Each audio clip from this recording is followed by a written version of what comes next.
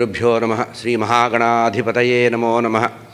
वागीशाद्याः सुमनसः सर्वार्थानामुपक्रमे यं नत्वा कृतकृत्याः सुस्तन्नमामि गजाननं। शुक्लाम्बरधरं विष्णुं शशिवर्णं चतुर्भुजं प्रसन्नवदनं ध्यायेत् सर्वविघ्नोपशान्तये। गुरुब्रह्मा गुरुर्विष्णुः गुरुर्देवो महेश्वरः गुरुः साक्षात् परं ब्रह्म तस्मै श्रीगुरवे नमः। शारदा शारदाम्भोजवदना वदनाम्बुजे सर्वदा सर्वदास्माकं सन्निधिः सन्निधिं क्रियात्। गुरवे सर्वलोकानां भिषजे भवरोगिणां निधये सर्वविद्यानां दक्षिणामूर्तये नमः। ज्ञानानन्दमयं देवं निर्मलस्फटिकाकृतिम् आधारं सर्वविद्यानां हयग्रीवमुपास्महे। मालां कुण्डीं च डमरुं शूलं शङ्खं सुदर्शनं दधानं भक्तवरदं दत्तात्रेयं नमाम्यहं।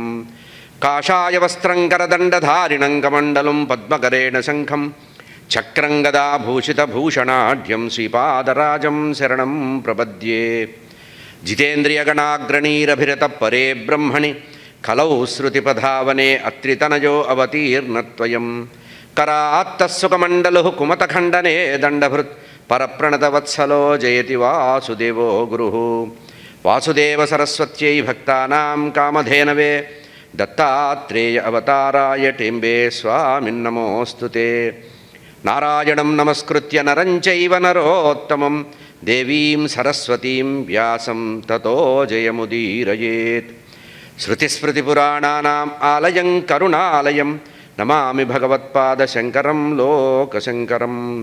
सदात्मध्याननिरतं विषयेभ्यः पराङ्मुखं नौमि शास्त्रेषु निष्णातं चन्द्रशेखरभारती। विवेकिनं महाप्रज्ञं धैर्य औदार्यक्षमानिधिं सदाभिनवपूर्वन्तं विद्यातीर्थगुरुं भजे। अज्ञानां जाह्नवीतीर्थं विद्यातीर्थं विवेकिनां सर्वेषां सुखदं तीर्थं भारतीतीर्थमाश्रये। विद्याविनयसम्पन्नं वीतरागं विवेकिनं वन्दे वेदान्ततत्त्वज्ञं विधुशेखरभारती। सर्वचैतन्यरूपां ताम् आद्यां विद्यां च धीमहि बुद्धिं ज्ञानः प्रचोदयात्। सभाये नमः। పవిత్రమైనటువంటి దక్షిణాంనాయ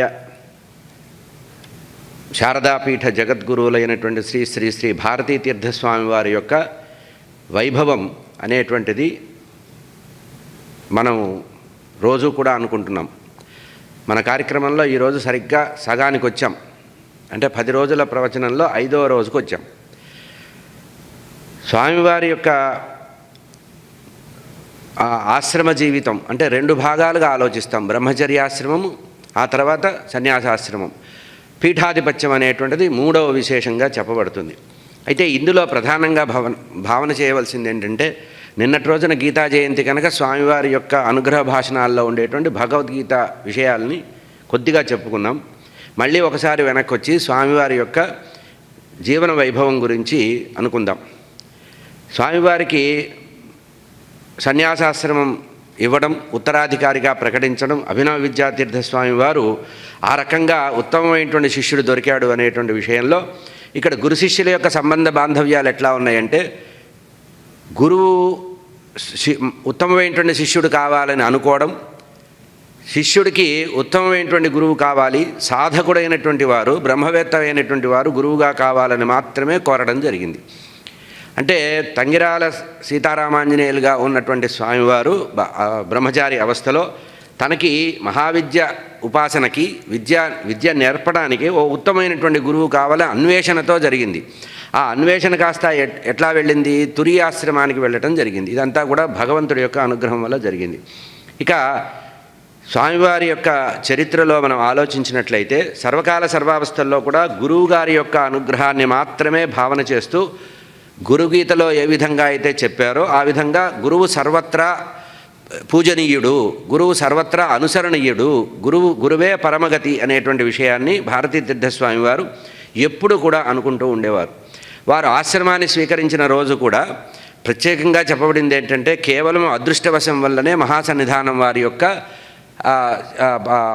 ఆశ్రయం దొరికింది అనుకున్నారు. అంటే వారి యొక్క జ్ఞానమంతా కూడా తనకి లభిస్తోంది అనే కాకుండా తురీయాశ్రమానికి కూడా మార్గం చూపించారని చెప్పడం జరిగింది. ఈ విషయాల్లో ఎటువంటి భేదం లేకుండా ఉండేవారట. గురు శిష్య సంబంధాల విషయంలో ఒక ఆదర్శమైనటువంటి గురువు, అత్యంత ఆదర్శనీయమైనటువంటి శిష్యులుగా కనబడ్డారు. భగవంతుడు ప్రత్యక్షంగా కనబడలేక గురువు రూపంలో వస్తారు అనేది భారతీతీర్థ స్వామి వారి యొక్క ప్రత్యేకమైనటువంటి అభిప్రాయం. క్రీస్తకం 1983వ సంవత్సరం, అంటే స్వామివారికి అప్పుడు 32 సంవత్సరాల వయసులో, వారు జగద్గురు అభినవ విద్యాతీర్థ స్వామి వారి దగ్గరికి మహాసన్నిధానం వారు ఒక ఆదేశం ఇచ్చారట. మీరు స్వతంత్రంగా విజయయాత్ర చేయవలసింది. వారు ఆశ్రమం తీసుకున్న తర్వాత భారతదేశంలో చాలా ప్రదేశాలు, అటు ఉత్తర భారతదేశం ఇటు దక్షిణ భారతదేశం అనేక పర్యాయాలు స్వామివారు జగద్గురువులతో సంచరించడం జరిగింది. కానీ మహాసన్నిధానం వారు ప్రత్యేకంగా 1983వ సంవత్సరం, అంటే స్వామివారికి భారతీతీర్థ స్వామివారికి 32 సంవత్సరాల వయసు వచ్చినప్పుడు స్వతంత్రంగా నువ్వు విజయయాత్ర చేయవలసింది అని ఆదేశించారట. ఇక్కడ సాధారణంగా లోకంలో ఏదైనా మనం లౌకిక వ్యవహారాల్లో చూసినప్పుడు ఎవరైనా గురువులు ఏదన్నా చెప్పినప్పుడు సాధ్యాసాధ్యాల గురించి ఆలోచించడం అనేది మామూలుగా పర్యాయం. కానీ జగద్గురువుల వారి యొక్క ఆశ్రయంలో ఉండేటువంటి స్వామివారు స్వతంత్రంగా విజయయాత్ర చేయమని ఎప్పుడైతే ఆదేశించారో ఆ ఆదేశాన్ని శిరసా వహించి తాను విడిగా వెళ్ళటం పెద్దగా మనసులో అంగీకరించకపోయినప్పటికీ కూడా గురువు యొక్క ఆదేశం శిరసా వహించాలి కనుక స్వతంత్రంగా మొట్టమొదటి విజయయాత్ర ప్రారంభించారు. ఇక ఈ విజయయాత్రలు అనేకంగా జరిగాయి. భారతీ తీర్థస్వామి వారు అభినవ విద్యాతీర్థస్వామి వారి యొక్క అడుగుజాడల్లో నడవడానికి ప్రధానంగా చెప్పబడేది ఏంటంటే, ఆసేతు సీతాచల పర్యంతం అభినవ విద్యాతీర్థస్వామి వారు మొట్టమొదటిసారిగా పర్యటించారు. అంటే ఆదిశంకరాచార్య స్వామి వారు నేపాల్లో ఉండేటువంటి పశుపతినాథ్ దేవాలయాన్ని దర్శించిన తర్వాత 35వ గురువు అయినటువంటి అభినవ విద్యాతీర్థ స్వామి వారే మళ్ళీ నేపాల్ దేశంలో అడుగు పెట్టడం జరిగింది. ఆ తర్వాత ఎవరూ కూడా, అంటే ఆ పరిసర ప్రాంతాల్లో ఉండే పీఠాధిపతులు కూడా, ఆమ్నాయ పీఠాధిపతులు కూడా ఎవరు వెళ్ళలేదు. దీర్ఘకాలం 3-4 సంవత్సరాలు విజయయాత్ర చేసినటువంటి అభినవ విద్యాతీర్థ స్వామి వారు అట్లా మొత్తం అఖండ భారతదేశం అంతా కూడా సంచరించడం జరిగింది. అంటే మనకి రామేశ్వరం అనేది మన హద్దు. అంటే దక్షిణామ్నాయ శారదా పీఠానికి హద్దుగా ఏం చెప్తారంటే రామేశ్వర మహాక్షేత్రం హద్దుగా చెప్తారు. ఈ రామేశ్వర మహాక్షేత్రం నుంచి ఆ సీతాచలము అంటే హిమాలయాల వరకు వారి యొక్క విజయయాత్ర సాగడం అనేది చాలా గొప్ప విషయం. అటువంటి గురువుగారి అడుగుజాడల్లో నడుస్తూ స్వామివారు 1983వ సంవత్సరం నాడు విజయయాత్ర ప్రారంభించారు. ఈ విజయయాత్రలో చెప్పబడింది ఏంటంటే, స్వతంత్రంగా చేసేటువంటి విజయయాత్రలో వారు నిష్పక్షపాతంగా దయాపూర్ణంగా ఉన్నారట. ఎవరు ఎక్కడ ఆగమంటే అక్కడ ఆగడం, ఎవరు ఎక్కడ దేవతార్చన చేయమంటే అక్కడ చేయడం, ఎవరికి కూడా మనసులో బాధ కలగకుండా దయాపూర్ణ హృదయంతో అనుగ్రహిస్తూ నిష్పక్షపాత బుద్ధితో సంపన్నులు పిలిచారా, సాధారణమైన వ్యక్తులు పిలిచారా అనేటువంటి భేదం దృష్టి లేకుండా ఎవరైతే వైదిక మార్గ అవలంబన ఉంటారో వేద పండితుల ఇళ్లల్లో కూడా వారి యొక్క దేవతార్చన చేసిన సందర్భం ఉంది. భారతీతీర్థ స్వామి వారి యొక్క అపార కరుణ అటువంటిది కనుక ప్రతిరోజు కూడా సాయంత్రం పూట అనుగ్రహ భాషణం చేయడం, అనుగ్రహ భాషణంలో అనంతమైనటువంటి విషయాలు, జ్ఞానాంశాలన్నీ కూడా సులభంగా చెప్పడం అనేది జరిగింది. ఈ దక్షిణామ్నాయ శృంగేరి పీఠ చరిత్రలో కూడా చాలా వేల సంఖ్యలో అనుగ్రహ భాషణాలు ఇచ్చినటువంటి కీర్తి కూడా భారతీతీర్థ స్వామి వారికి ఉంది. అయితే మహాసన్నిధానం వారంటే అభినవ విద్యాతీర్థ స్వామి వారికి దూరంగా ఉన్నప్పటికి కూడా స్వామివారు మానసికంగా భారతీతీర్థ స్వామివారు అభినవ విద్యాతీర్థ స్వామి వారితో అనుసంధానం కలిగి ఉండేవారు.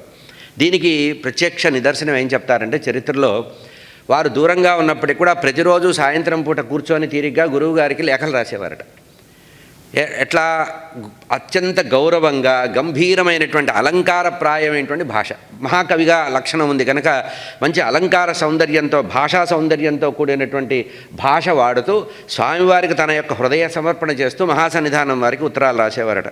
అయితే ఈ ఉత్తరాన్ని 1-10 సార్లు చదువుకున్నటువంటి అభినవ విద్యాతీర్థ స్వామి వారు అందులో ఉండేటువంటి కావ్య గౌరవము, అలంకారము, సౌందర్యం చూసి ఆ భాషా సౌందర్యానికి మురిసిపోయి మళ్ళీ మళ్ళీ చదువుకుంటూ చాలా ఉదాత్తంగా ప్రేమపూర్వకంగా రాసేవారు.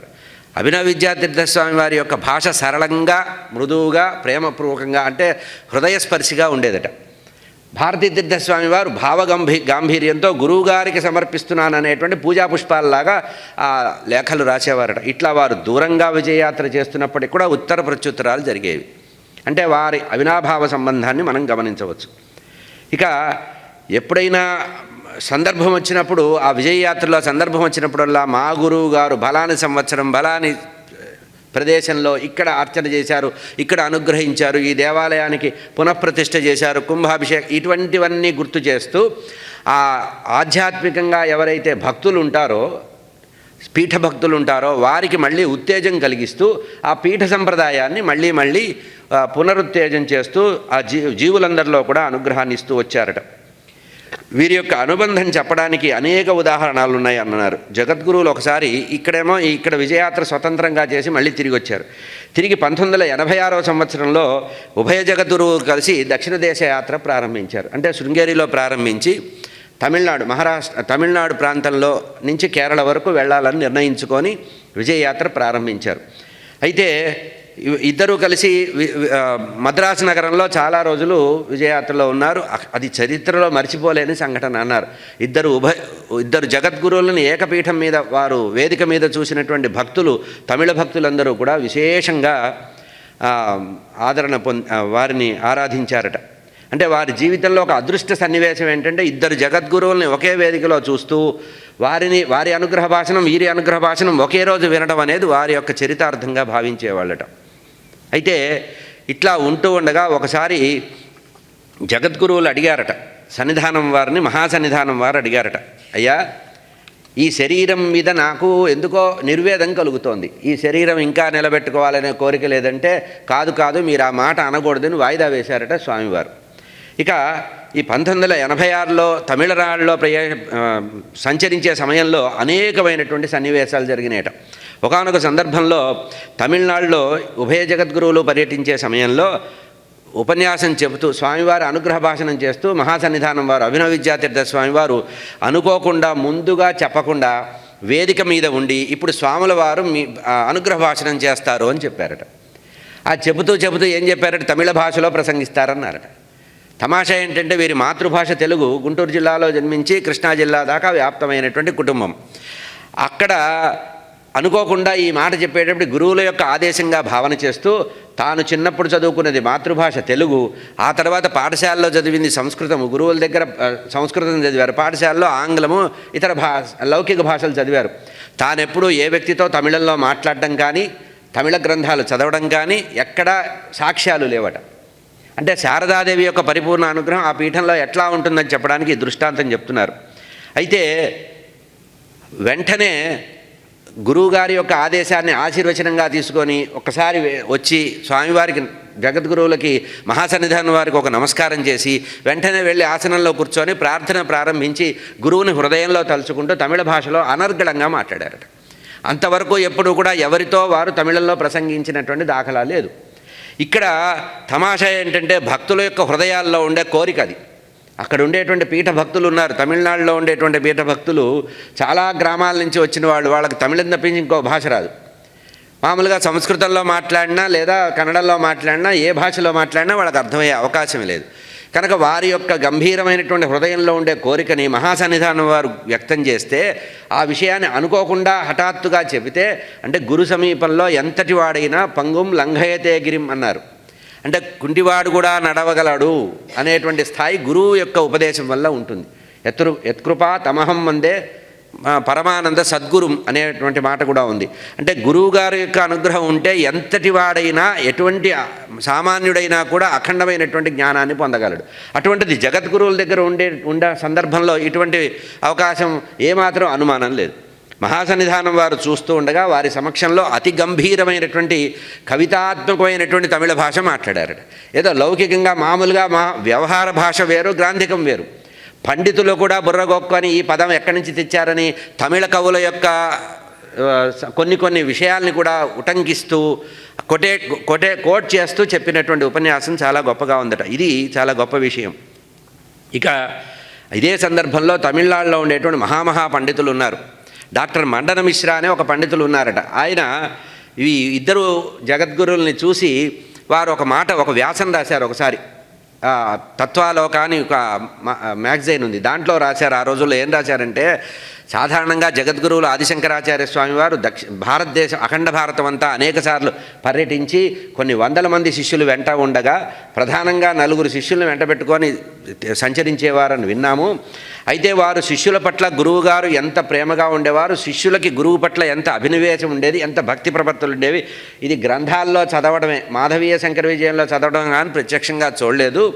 ఇప్పుడు అటు అభినవ విద్యాతీర్థ స్వామివారు ఇటు భారతీ తీర్థస్వామివారు ఇద్దరి మధ్యలో ఉండే అనుబంధం చూస్తే ఆనాటి శంకరాచార్య స్వామివారు గురువులతో శిష్యులతో ఎట్లా సంచరించేవారు, ఎట్లా వ్యవహరించేవారు అనేది ప్రత్యక్షంగా కనబడుతోంది. కనుక ఇది శంకర పీఠంలో ఆదర్శవంతమైనటువంటి శక్తివంతమైన పీఠము అని చెప్పారట. ఇక ఇదే సంవత్సరంలో ఆలోచిస్తే మళ్ళీ 1989వ సంవత్సరంలో మళ్ళీ మహాసన్నిధానం వారు కూర్చొని ఏకాంతంగా ఆలోచించడం మొదలుపెట్టారట. వారికి ఈ జీవయాత్ర ముగించాలి అనేటువంటి ఒక చాలా దృఢమైన కోరిక వచ్చింది మహాసన్నిధానం వారు అభినవ విద్యాతీర్థ స్వామి వారికి. అది 1989వ సంవత్సరం. ఆ సంవత్సరము తాను అంతర్ధానమైతే బాగుండు అనుకొని తన అంతర్ధాన అనంతరం అంటే తాను విదేహ కైవల్యం పొందిన తర్వాత తన శిష్యుడు ఎటువంటి బాధపడతాడో మనస్సులో ఊహించి ఇప్పటి నుంచే తయారు చేయాలని నిర్ణయించుకున్నారట. ఇది కుటుంబాల్లో కూడా గృహస్థులైన వాళ్ళు ఈ పద్ధతిని ఆచరించాలి. మా తండ్రి గారి ద్వారా మేము స్వయంగా నేర్చుకున్నది అది. అంటే ఒక్కొక్కటి విడిపోతూ డిటాచ్మెంట్ అనేది ప్రారంభించడం.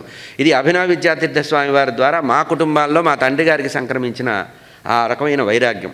అంటే ఏమిటి, ఇది నేను స్వయంగా చూశాను కనుక చెప్తున్నా. జగద్గురువుల విషయంలో మనం అంత ఊహించలేం, కానీ స్వయంగా వారి శిష్య పరంపరలో ఉన్న మా తండ్రి గారు ఇది ఆచరించారు.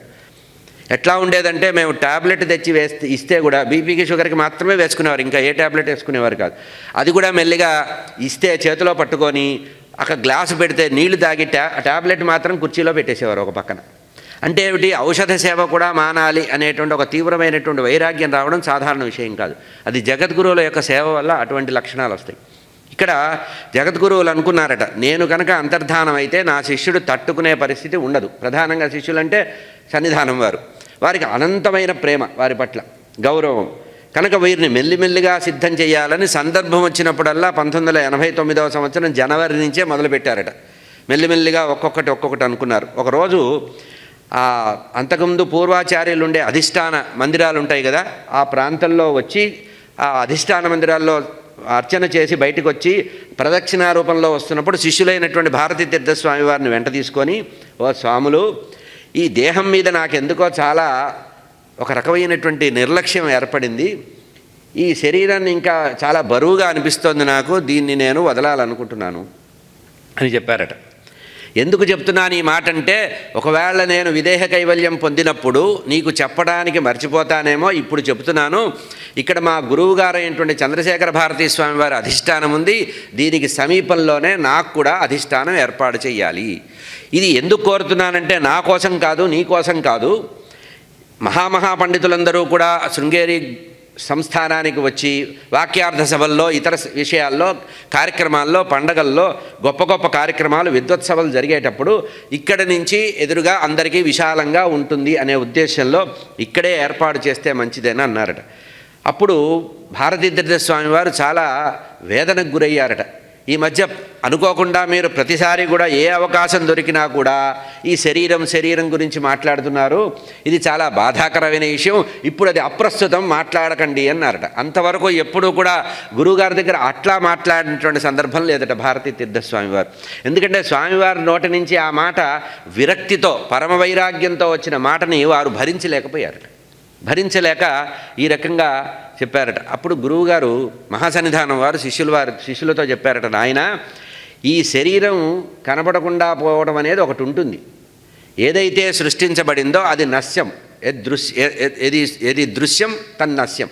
మనకి కంటికి కనబడే ప్రతి వస్తువు కూడా వెళ్ళిపోయేదే. అంటే సృష్టి చేయబడిన ప్రతిదీ కూడా ఎప్పటికోప్పుడు వెళ్ళిపోయేది. మన కంటి ముందు ఒక చెట్టు మొలక ఎత్తుతుంది, మొలక ఎత్తిన తర్వాత చిగురు వస్తుంది, చిగురు తర్వాత మొగ్గ, పండు, కాయ వచ్చి మళ్ళీ అది రాలిపోవడమే కదా మన కళ్ళ ఎదురుగా ప్రత్యక్షం. మనం పూర్వజులు కూడా మన వదిలిపెట్టి వెళుతున్నటువంటి సందర్భాలని మనం చూసాం. ఇట్లా అన్నీ చూసి కూడా ఇంకా వైరాగ్యం తెచ్చుకోకపోతే ఎట్లా? అయినా ఈ శరీరము పాంచభౌతికమైనటువంటి ఈ శరీరంలో రక్తమాంసాలు తప్పించి ఇంకో వస్తువు ఉందని నేను అనుకోవటం లేదు. అయితే ఇందులో ఉండేటువంటి జ్ఞానాంశం ఏమిటంటే జీవుడు. ఆ జీవుడికి నశించే స్థితి లేదు. జీవో బ్రహ్మైవ నాపరహ కనుక పరమాత్మలో లయమవడం తప్పించి ఈ జీవుడికి వేరే మార్గం లేదు.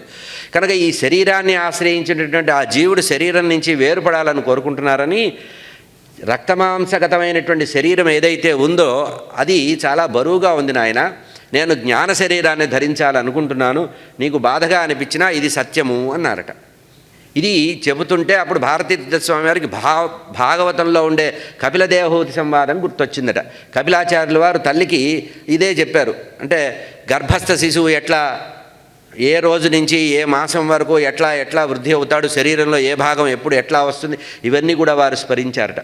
అట్లా గురువుగారు 1-2 సార్లు చెప్పారు. చెప్పిన తర్వాత ఎప్పుడు కనపడ్డా కూడా ఇదే భాష వాళ్ళిద్దరి మధ్యలో వస్తుంటే కొంచెము ఆర్ద్రంగా తయారవుతోంది పరిస్థితి. అంటే గురువుగారి దగ్గర ఎదురుగా నిలబడ్డప్పుడల్లా వారి మాట అదే వస్తుంది, ఇంకో మాట రావట్లా. ఇట్లా ఆలోచిస్తుంటే 1989వ సంవత్సరంలో గురువుగారు పిలిచి, మహాసన్నిధానం వారు పిలిచి, అయ్యా మీరు విజయయాత్రకు వెళ్ళవలసింది, ఎందుకంటే కొంచెం ఉత్సాహం నింపాలి అనే ఉద్దేశంతో భక్తుల్ని అనుగ్రహించే సందర్భంలోనైనా ఎవరో స్వామివారు వచ్చారు, భక్తుల్ని అనుగ్రహించే సందర్భంలోనైనా సరే ఆ రకమైనటువంటి భావన కలగాలి, భక్తుల మధ్యలో విజయయాత్రలో ఉన్నప్పుడు కొంచెం ఉత్సాహంగా ఉంటారు అనేటువంటి ఉద్దేశంతో ఆ స్వామివారు ఏం చేశారట, 1989వ సంవత్సరంలో స్వామివారు ఆ విజయయాత్రకు వెళ్ళవలసిందని ఆదేశించారట. ఈ 1989వ సంవత్సరంలో విజయయాత్రకు బయలుదేరేటువంటి స్వామివారు సన్నిధానం వారు విజయయాత్రకు బయలుదేరుతున్న సందర్భంలో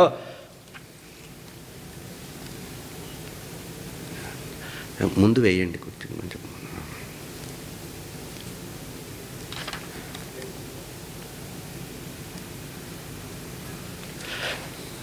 1989వ సంవత్సరంలో సన్నిధానం వారు విజయయాత్రకు వెళ్ళవలసిందిగా మహాసన్నిధానం వారు ఆజ్ఞ ఇచ్చారు. ఈ ఆజ్ఞ ఇచ్చినప్పుడు వారి మధ్యలో మళ్ళీ సంభాషణ మొదలైంది. మళ్ళీ అదే ఆవు మీద వ్యాసంలాగా మళ్ళీ అదే విషయం. అంటే మహాసన్నిధానం వారి మనసులో తదేకంగా విదేహ కైవల్యం పొందాలి అనేటువంటి తీవ్రమైనటువంటి కోరిక లోపల వచ్చింది. సాధారణంగా ఆ తురీయాశ్రమంలో ఉండే గొప్పతనం ఏంటంటే స్వతంత్రంగా ఉంటారు. అంటే ఏ బంధానికి కూడా లోను కాకుండా బంధాలన్నీ తెంచుకున్న తర్వాతే తురీయాశ్రమం వస్తుంది. కనుక ఆ తురీయాశ్రమంలో ఇంకా బాగా పరిణతి చెందినటువంటి మహాసన్నిధానం వారు వెంటనే అన్నారట, మళ్ళీ మొదలుపెట్టారు. విజయయాత్రకు బయలుదేరే ముందు నమస్కరించడానికి ఒక వారం రోజుల ముందు నుంచి ఏర్పాట్లు షెడ్యూల్ తయారు చేసుకోవడం, ఎక్కడ ఉండాలి, ఎన్నాళ్ళు ఉండాలి, ఇవన్నీ కూడా మధ్యలో వచ్చే పర్వాలన్నీ ఎప్పుడు ఏం చేయాలి అవన్నీ కూడా క్యాలెండర్ తయారవుతుంది. ఇదంతా ఏర్పాట్లు అయిన తర్వాత మహాసన్నిధానం వారు సన్నిధానం వారిని పిలిచారట, కూర్చోబెట్టి మాట్లాడారట.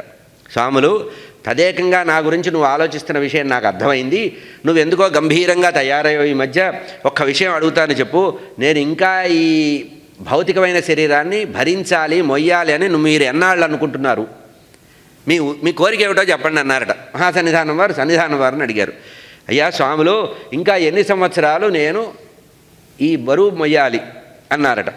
వెంటనే సన్నిధానం వారు కూడా చాలా, అంటే వారిద్దరి మధ్యలో ఉండే ఆంతర్యం ఇక్కడ గమనించాలి. సాధారణంగా గురు శిష్యుల మధ్యలో అట్లాంటిది మనం ఊహించాం. వారు అన్నారట, గురువుగారు, నాకు అంత పెద్ద దురాశ కోరిక ఏమీ లేదు, ఇప్పుడు తమరి యొక్క వయసు 72 సంవత్సరాలు, నా కోరిక ఏమిటి, ఇంకా 28 సంవత్సరాలు కనుక మీరుంటే, మామూలుగా శాస్త్ర ప్రమాణంలో శతాయుర్భవ శతమానం భవతి అనేటువంటి వేదవాక్కులు ఉన్నాయి కదా, వాటిని మనం సత్యం చేయకపోతే ఎవరు చేస్తారు, మనం శాసకులం కదా, నాకు ఎక్కువ దురాశ లేదు, ఒక 28 సంవత్సరాలు మీరు ఇంకా అబ్బా అన్నారట. గురువుగారికి అది పెద్దగా నచ్చిన అంశం కాదు, 28 సంవత్సరాలు ఉంటే చాలు అన్నారట. అయితే వెంటనే మహాసన్నిధానం వారు అన్నారట, బాగుంది, ఇదేమిటి ఇట్లా మాట్లాడుతున్నావు, అబ్బో చాలా దూరం చెప్పావే, పెద్ద ప్రయాణం చెప్పావు, అంతేగాని 72 సంవత్సరాలు సరిపోదా, ఇంతకంటే ఎంతకాలం ఉంటే మాత్రం ఉద్ధరించేదే ఉంది, నా ఆత్మోద్ధరణకు నేను చేయాల్సినటువంటి సామగ్రి అంతా ఇప్పటికే తయారు చేసుకున్నాను, కైవల్యానికి సంబంధించిన పరికరాలన్నీ నా దగ్గర ఉండిపోయినాయి, కనుక ఇంకా ఎక్కువ నాకెందుకో ఇష్టం అనిపించట్లేదంటే, మళ్ళీ చెప్పొద్దు గురువుగారు, ఆ మాట పక్కకి పెట్టండి అన్నారు. ఆ మాట అన్నప్పుడల్లా సన్నిధానం వారికి విపరీతమైనటువంటి మానసికమైన ఉద్వేగం కలుగుతోంది. అది వారి మధ్యలో ఉండేటువంటి అనుబంధ సంబంధం.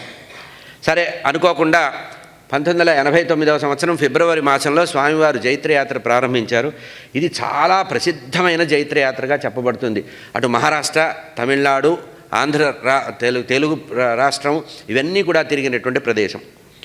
అయితే స్వామివారు బయలుదేరారట. ఫిబ్రవరి మాసంలో బయలుదేరారు. ఒక 3 మాసాలు స్వామివారి జైత్రయాత్ర జరుగుతూనే ఉంది. ఇక్కడ మహాసన్నిధానం వారికి మనసులో ఒక కోరిక కలిగిందట. తన యొక్క మనసులో గంభీరంగా ఏదైతే నిర్ణయం ఉందో ఆ నిర్ణయాన్ని బాగా పరిపక్వ స్థితికి తెచ్చుకొని జగద్గురువుల యొక్క జన్మస్థానం ఆదిశంకరాచార్య స్వామివారి జన్మస్థానమైన కేరళ రాష్ట్రంలో ఉండే కాలడి క్షేత్రానికి వెళ్ళి అక్కడ కొంతకాలం గడపాలి అనుకున్నారు. అంటే ఇక్కడ ఒక వ్యక్తి ఒక ప్రదేశం నుంచి ఇంకో ప్రదేశానికి వెళ్ళటం అంటే అర్థం ఏంటంటే డిటాచ్ అవ్వడానికి చేసేటువంటి సాధనాల్లో అదొకటి. ఉన్న ప్రదేశం నుంచి పక్కకు వెళితే, అందుకనే నిద్ర చేసిరా అంటుంటారంటే మూడు మారుతూ ఉంటుంది. మార్పుకే మన వాళ్ళ సంప్రదాయంలో చెప్పింది కూడా. కనుక వెంటనే కాలడి క్షేత్రంలో ఉన్న ప్రశాంతత ఎక్కడా దొరకదు, జగద్గురువుల యొక్క జన్మస్థానం కనుక. అందులో అభినవ విద్యాధీర్థ స్వామివారు కాలడి క్షేత్రం విషయంలో విశేషమైన పరిశ్రమ చేశారు. అక్కడ చేయవలసినటువంటి అభివృద్ధి అంతా కూడా స్వామివారు చేసినటువంటి పరిస్థితి కనుక వెంటనే అక్కడికి వెళ్ళాలని నిర్ణయించుకున్నారట. ఎప్పుడు 1989వ సంవత్సరంలో జగద్గురువులు అంటే సన్నిధానం వారు భారతీతీర్థ స్వామివారు విజయయాత్రకి బయలుదేరిన తర్వాత 3 మాసాల తర్వాత 3 మాసాలు స్వామివారు శృంగేరిలోనే ఉన్నారు. మళ్ళీ అక్కడి నుంచి మహాసన్నిధానం వారు బయలుదేరి కాలడి యాత్రకు బయలుదేరారట. అయితే సాధారణంగా ఆ పాతకాలంలో, ఇప్పుడంటే ప్రత్యేకంగా ఒక బ్రహ్మచారి ఒక మంచి బాగా నైపుణ్యం కలిగినటువంటి వారు కారు నడపడం అనేది చోదకుడుగా ఉండేవారు. పూర్వకాలంలో శిష్యులు ప్రత్యేకంగా ఊళ్ళ నుంచి వచ్చి స్వామివారి యొక్క వాహనాన్ని నడిపి ఆ వారిని యాత్రకి తీసుకెళ్ళటం ఒక మహద్భాగ్యంగా భావించేవాళ్ళు. వారే స్వయంగా నడపాలని. అట్లా మహాసన్నిధానం వారు కాలడి క్షేత్రానికి బయలుదేరుతుంటే ఒక భక్తుడు వచ్చాట. మెడ్రాస్ నుంచో ఎక్కడి నుంచో వచ్చారు. స్వామివారి యొక్క కారు నడుపుతూ స్వామివారిని కేరళ రాష్ట్రానికి తీసుకెళ్ళటానికి. అయితే చాలా దూరం కలిసి ప్రయాణం చేశారట. కారు అతను నడిపారట. అయితే ఆ భక్తుడికి అనుకోకుండా మళ్ళీ ఇంటికి వెళ్ళవలసిన అవసరం వచ్చిందిట. సరే, మధ్యలో బెంగళూరు ప్రాంతంలో అంటే శృంగేరి నుంచి బెంగళూరు దాకా కలిసి వచ్చారు. ఆ తర్వాత స్వామివారు నాకు ఆజ్ఞ ఇవ్వవలసిందని కోరితే అప్పుడు ఇంకొక చోదకుడిని పెట్టి అతను వెళ్ళబోయారట. అయితే అతను ఇద్దరు 2 వైపులు బయలుదేరారు. వీరు కాలడి వైపు, వారు భక్తుడేమో మెడ్రాసు వైపు బయలుదేరారట. 2-3 నిమిషాలు అయిన తర్వాత స్వామివారికి ఎందుకో సంకల్పం కలిగిందట. ఆ భక్తుడు పరమభక్తుడట. పరంపరగా శృంగేరి పరంపరకి వారి కుటుంబం కూడా పరంపరగా శిష్యవర్గంట. బాగా స్వామివారికి ఒక రకమైన మానసికమైనటువంటి అనుబంధం ఉన్నటువంటి శిష్యులట. అంటే స్వామివారు అందరి పట్ల ఇట్లే ఉంటారు. అభినవ విద్యాధీర్థ స్వామి గొప్పతనం ఏంటంటే వారు అందరి విషయంలో సన్నిహితంగా ఉంటారు, అందరి విషయంలో అనుగ్రహపాత్రంగా ఉంటారు. ఎవరిని మనస్సును కూడా నొప్పించే అవకాశం లేదు. అయితే కొద్ది నిమిషాలు 2-3 నిమిషాలు అయిపోయింది. ఎవరి దారిన వారు కాళ్ళు వెళ్తుంటే ఇంతట్లో మహాసన్నిధానం వారికి సంకల్పం కలిగి అతన్ని రమ్మని పిలిపించారట. మళ్ళీ శిష్యులు పరిగెత్తుకుంటూ వెళ్ళి బయలుదేరుతున్నటువంటి వ్యక్తిని, అంటే స్వామివారి వాహనం కదిలి వెళ్ళి పోయే వరకు, సందు చివరకు వెళ్ళే వరకు కదలకూడదనే మర్యాదతో ఆగితే వారిని మళ్ళీ పిలిచారట వెనక్కి. రమ్మంటే మహాదయా సముద్రులైనటువంటి సన్నిధానం వారు ఆ భక్తుడిని తీసుకొని, ఇప్పుడే వెళ్ళిపోవాల్సిన అవసరం ఉందా, ఇంకా కొంచెం దూరం నాతో పాటు ప్రయాణం చేయవచ్చు కదా అని అడిగారట. ఎందుకు? వారి మనసులో వేరే కోరిక ఉంది. ఆ భక్తుడిని అనుగ్రహించాలి, చివరిసారిగా ఆ భక్తుడిని అనుగ్రహించాలని మనస్సంకల్పం. అది లోకంలో ఎవరికీ తెలియదు. అక్కడ భారతీతీర్థ స్వామి వారు జైత్రయాత్రకి విజయయాత్రకి వెళ్ళేటప్పుడు చాలాసేపు తన యొక్క మనోభావాల్ని చెబుతూ ప్రోత్సాహపరుచు సిద్ధపరుస్తున్నారే. ఇక్కడ ఈ భక్తుడు పాపం చాలా ఆర్తితో వచ్చి వెళ్ళిపోతున్నాడు. ఇతనితో కొంచెం సేపు గడపాలి, చివరిగా ఇతన్ని అనుగ్రహించవలసిన అవసరం ఉందని చెప్పి నాతో పాటు ఇంకొక బస దాకా, అంటే వీరు విజయయాత్ర చేసేటప్పుడు దీర్ఘ ప్రయాణం చేయరు. ఒకచోట చంద్రమౌళీశ్వర అర్చన చేసి భిక్షావందనం చేసి ఆ తర్వాత వెంటనే బయలుదేరి మళ్ళీ సాయంత్రము సూర్యాస్తమయ సమయానికి మళ్ళీ ఇంకో చోట చేరి మళ్ళీ అక్కడ విడిది చేయడం అనేది పద్ధతి. కనుక నాతో పాటు ఇంకొక మకాన్ దాకా నువ్వు రావచ్చు కదా అన్నారట. పాపం స్వామివారు ఎప్పుడూ ఎవరితో ఇట్లా ప్రత్యేకంగా ఆదేశాలు కానీ సూచనలు కానీ చేయరు.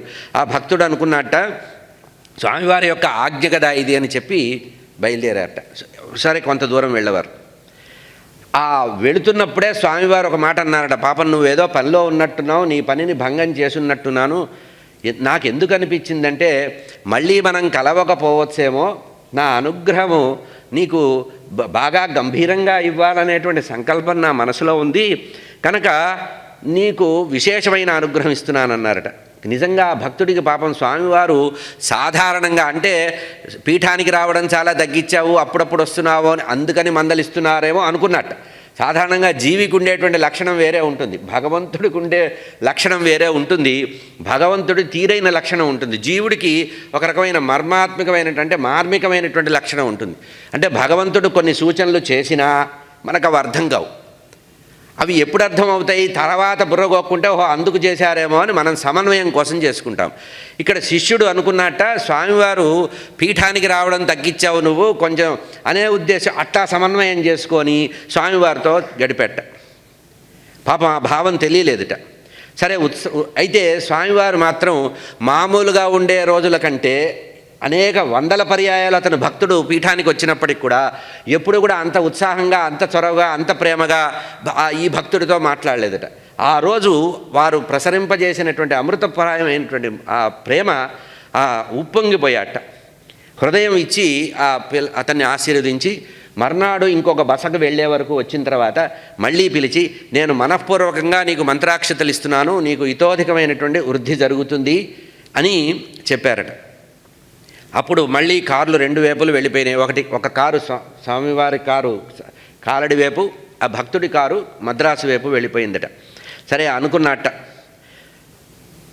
ఇక్కడ ఆశ్చర్యకరమైన విషయం ఏంటంటే ఆ మంత్రాక్షలు ఇచ్చి వెళ్ళేటప్పుడు ఆ భక్తుడితో ఒక మాట చెప్పారట, నీకు కావాల్సినంతసేపు నా దగ్గర గడిపి నా అనుగ్రహాన్ని పొంది వెళ్ళు అన్నారట. అంటే కావాల్సినంతసేపు అంటే ఇంకా మళ్ళీ ఈ అనుగ్రహం నేరుగా ప్రత్యక్షంగా దొరకదన్నట్టుగా సూచనప్రాయంగా చెప్పారట. అయితే ఈ సాధారణమైన భక్తులకి ఆ రకమైన ఆలోచన దొరకదు కనుక కావాల్సినంత అనే దాంట్లో అర్థం తెలియలేదుట. సరే తీరా అక్కడి నుంచి వెళ్ళారట. ఈ రకంగా జరిగింది. ఇదే సమయంలో కొంచెం స్వామివారు కాలడి క్షేత్రంలో ఉన్నారట.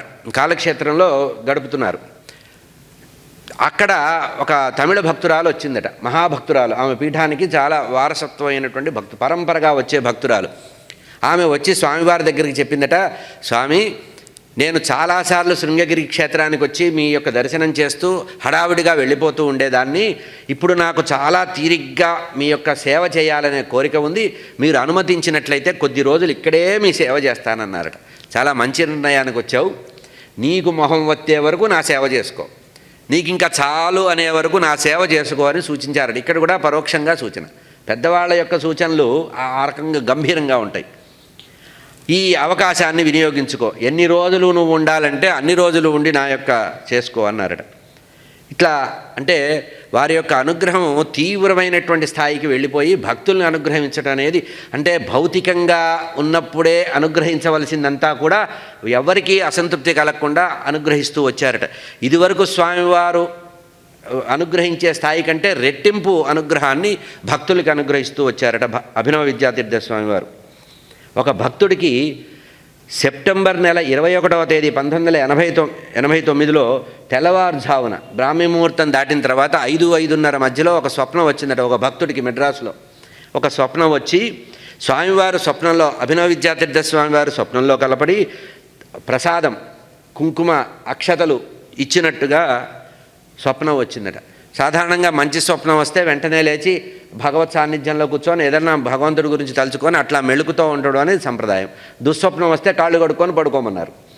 ఇట్లా మంచి స్వప్నం వచ్చింది, స్వామివారు ఈ తెల్లవారుజామున స్వామివారు కనబడ్డవేంటని ఆశ్చర్యపోయి ఆ ఇచ్చినటువంటి అనుగ్రహాన్ని తలుచుకున్నట్ట. ఏం జరిగిందో అర్థం కాలేదనుకున్నారట. సరిగ్గా అదే రోజు సాయంత్రము ఆ ప్రసార మాధ్యమాల్లో విన్నారట స్వామివారు విదేహ కైవల్యం పొందారని. ఎప్పుడిది? 21 సెప్టెంబర్ 1989. అంటే ఏమిటి? ఇక్కడ స్వామివారు విదేహ కైవల్యాన్ని పొందడానికి ముందు తన యొక్క ప్రాణప్రాత్రమైనటువంటి ఒకానొక భక్తుడు మెడ్రాస్లో ఉంటే ఆ భక్తుడిని పరోక్షంగా కూడా అనుగ్రహించారు అని అంటే సూచనగా. ఆ తర్వాత అర్థమైందట, నాకు వచ్చినటువంటి స్వప్న ఫలం ఇది, గురువుగారు చివరిగా నన్ను అనుగ్రహిస్తున్నారన్నటువంటి విషయం. అనుకోకుండా సెప్టెంబర్ 21వ తేదీ 1989వ సంవత్సరం శుక్లనామ సంవత్సరం భాద్రపద కృష్ణ సప్తమి, ఇది వారి యొక్క గురువారం. ఆ రోజు గురువుగారు విదేహ కైవల్యాన్ని పొందారు. ఉదయం 11:30 నృసింహవనంలో భౌతికంగా వారి శరీరాన్ని వదిలేసి బ్రహ్మవేత్త అయి బ్రహ్మైక్యాన్ని పొందారట. ఇది వారికి సంబంధించిన విషయం. అంటే ఏమిటి? తాము అనుగ్రహించదలిసిన వారిని పరిపూర్ణంగా అనుగ్రహిస్తూ పరోక్షంగా కూడా సూచన చేస్తూ తాను ఎప్పుడు వెళ్ళిపోవాలనేటువంటి ఒక నిర్ణయాన్ని స్థిరంగా నిర్ణయం తీసుకొని తనకై తాను శరీరాన్ని వదలటం అనేది ఆ యోగికి సంబంధించిన విషయం. యోగి అనేటువంటి వాడు తటస్థంగా ఉండి ఈ భౌతికమైనటువంటి శరీరాన్ని తుచ్చముగా భావన చేస్తూ పాంచభౌతిక శరీరాన్ని నుంచి విడిపడ్డమే, అంటే జీవుడు భౌతికంగా దేహం నుంచి విడిపడటమే కైవల్యము అన్నారు. ఇది స్వామివారి యొక్క అనుగ్రహం ఎంత గొప్పదో, అంటే అపారమైనటువంటి కరుణ స్వామివారిలో ఉండేది. అంటే ముందు నుంచే అందరినీ సిద్ధం చేయడం, ముందు నుంచే ఏర్పాట్లన్నీ చేయడం, తనకి తాను శరీరాన్ని విడిచిపెట్టి వెళ్ళటానికి లోపలే శిష్యుడిని క్రమశిక్షణగా తయారు చేయడం, ఆశ్రమ ధర్మాల్ని పీఠ ధర్మాలు చెప్పడం, పరిపాలన పూర్తిగా ఉత్తరాధికారికి ఇచ్చేయడం, వారికి స్వతంత్రంగా ప్రకటించడం. మామూలుగా జగద్గురువులు ఇద్దరూ కలిసి యాత్రలకు వస్తుంటే మన దృష్టి ఎంతసేపటికి వారి మీదే ఉంటుంది. అంటే సన్నిధానం వారి మీద కంటే మహాసన్నిధానం వారి మీదే ఎక్కువ లక్ష్యం మనసు నిలబడుతుంది. ఎందుకంటే చాలా దీర్ఘకాలం మనం అలవాటు పడ్డవాళ్ళం కదా, అలవాటు పడ్డ వాళ్ళకి ఆ రకంగా ఉంటుందని కొత్తగా వచ్చినటువంటి సన్నిధానం వారికి లోకంలో ఆదరణ ఎక్కువ, భక్తులకి అదే నిర్మలమైన మనసు నిలబడాలని స్వతంత్రంగా విజయయాత్రకి పంపడం అనేది అదొక పెద్ద నైపుణ్యం. ఇది మనం పీఠంలో వరుసగా చూస్తున్న విషయం. ఇక్కడ చెప్పవలసిన విషయం ఏంటంటే చివరి నిమిషం వరకు అధికారాలు చేతిలో పెట్టుకోవాలి అనేటువంటి పీఠాలు కూడా మనం చాలా చూసాం లోకంలో. అయ్యో ఏం చెప్పకుండా వెళ్ళిపోయారు, నెక్స్ట్ ఎవరు అనుకుని కొట్లాడుకొని కోట్లకు కూడా వెళ్ళి జుట్టు బీక్కోవాల్సినటువంటి పరిస్థితిని మనం లోకంలో చూస్తున్నాం. అటువంటిది సుస్థిరమైనటువంటి దృఢచిత్తంతో ఈ పీఠం యొక్క మర్యాద చాలా గొప్పది, గంభీరమైనది, సనాతనమైనటువంటి ధర్మాన్ని నిలబెట్టవలసినటువంటి బాధ్యత ఉన్న పీఠం కనుక ఆ బాధ్యతని గురుతరంగా భావన చేస్తూ ఉత్తరాధికారిని తయారు చేయడం, వారిని స్వతంత్రులుగా ప్రకటించడం, వారి చేతనే అన్ని కార్యక్రమాలు చేయించడం అనేది ఈ పీఠంలో జగద్గురు దక్షిణాంనాయ పీఠంలో ఉండే విశిష్టత. అట్లా వారు భాద్రపద మాసంలోనే, ఇక్కడ కూడా గమనించండి గురు శిష్య సంబంధం ఎట్లా ఉంటుందో. అదే భాద్రపద మాసంలో కృష్ణపక్షంలో అమావాస్య రోజున, మహాళయ అమావాస్య రోజున వారి గురువులు చంద్రశేఖర భారతీ స్వామి వారు విదేహ కైవల్యం పొందారు. అంటే గురువు పట్ల ఉండేటువంటి తీవ్రమైనటువంటి స్థితి, ఆ వైరాగ్యంలో గురువుని చేరాలనేటువంటి తపన అదే భాద్రపద మాసంలో కృష్ణపక్షంలో సప్తమి తిథిలో గురువారం రోజున ఉదయానుష్ఠానం అయిపోయిన తర్వాత 11:30 కంటే భిక్ష కంటే పూర్వమే స్వామివారు భౌతికంగా వదిలిపెట్టి బ్రహ్మవేత్తగా విదేహ కైవల్యాన్ని పొందారు. ఇది బ్రహ్మలో ఐక్యం అవ్వడమే. సాధారణంగా లౌకికంగా ఉండేటువంటి దానికి జగద్గురువుల యొక్క సిద్ధాంతానికి ఏమిటి తేడా అంటే, జీవుడు ప్రతివాడిలో ఉంటాడు, ప్రతి దేహంలో జీవుడు ఉంటాడు. వారిలో ఉండేటువంటి జీవత్వము బ్రహ్మత్వాన్ని పొందడము, అంటే పరబ్రహ్మలో లయమైపోవడం, మళ్ళీ పునరావృత్తి రహితమైనటువంటి స్థితికి వెళ్ళిపోవడం. అది నిఖార్సుగా జరిగే పనే, బ్రహ్మైక్యము అన్నారు. అందుకనే అట్లా బ్రహ్మైక్యాన్ని పొందారట. అయితే ఈ శరీరాన్ని వదలాలి అనేటువంటి నిర్ణయం వచ్చినప్పటి నుంచి అసాధారణమైనటువంటి ప్రేమని లోకానికి ఇచ్చారట వారు. ఎప్పుడూ కూడా మఠంలో పనిచేసేటువంటి ఉద్యోగస్తుల విషయంలో కానీ, భక్తుల విషయంలో కానీ, భక్తుల సౌకర్యం విషయంలో కానీ, ఆహితాగ్నులైనటువంటి పండితుల విషయంలో కానీ, శాస్త్ర పండితుల విషయంలో కానీ అభినవ విద్యాతీర్థ స్వామి వారికి విశేషమైనటువంటి ప్రేమ ఉండేదిట. ఎంతమంది ఉన్నా వారి గురించి ఎక్కువ ఆలోచించేవారట.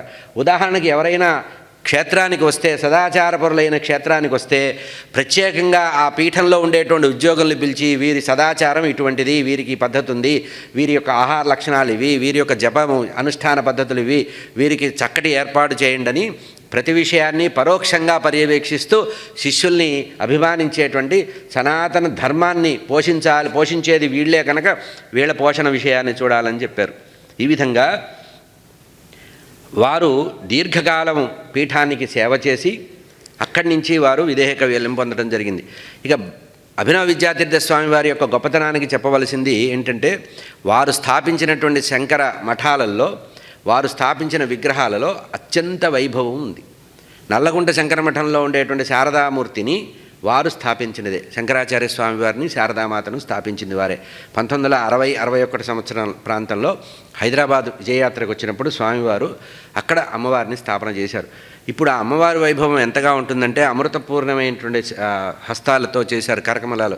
ఆ స్థల నిర్ణయం చేసింది చంద్రశేఖర భారతీ స్వామి వారు.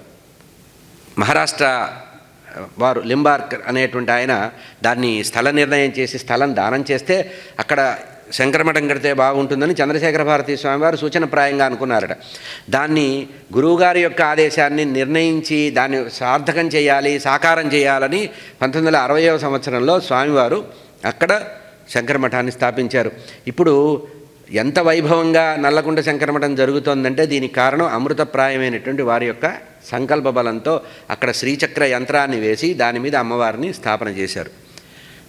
ఇది వారికి సంబంధించిన విషయం. ఇక్కడే సొంత విషయం ఏమిటంటే స్వామివారు ఎప్పుడు విజయయాత్రకు వచ్చినా, తెలుగు ప్రాంతాల్లో ఎప్పుడు విజయయాత్రకు వచ్చినా మా నాన్నగారిని ప్రత్యేకంగా పిలిచి, ఎందుకంటే ఆస్థాన పండితులు అప్పట్లో ఇద్దరే ఆస్థాన పండితులు ఉండేవారు. శృంగేరి క్షేత్రానికి ఇద్దరే ఆస్థాన పండితులు ఉండేవారు. తెలుగు ప్రదేశం నుంచి మా తండ్రి గారు మల్లాది చంద్రశేఖర శాస్త్రి గారు, తమిళ దేశం నుంచి సంతానం గోపాలాచార్యులు గారు ఉండేవారు. వారు విశిష్టాద్వైత సంప్రదాయం అయినప్పటికీ కూడా పీఠానికి అత్యంత శిష్యులు. ఇద్దరే పండితులు ఉండేవారు. అక్కడికి వెళ్తే వారు, ఇక్కడికి వస్తే వీరు. శంకర విజయం వారి చేత చెప్పించుకొని ఆనందపడేవారు. ఇది అభినవ విద్యాతీర్థ స్వామి వారికి ఉండే విశేషమైన ప్రేమ.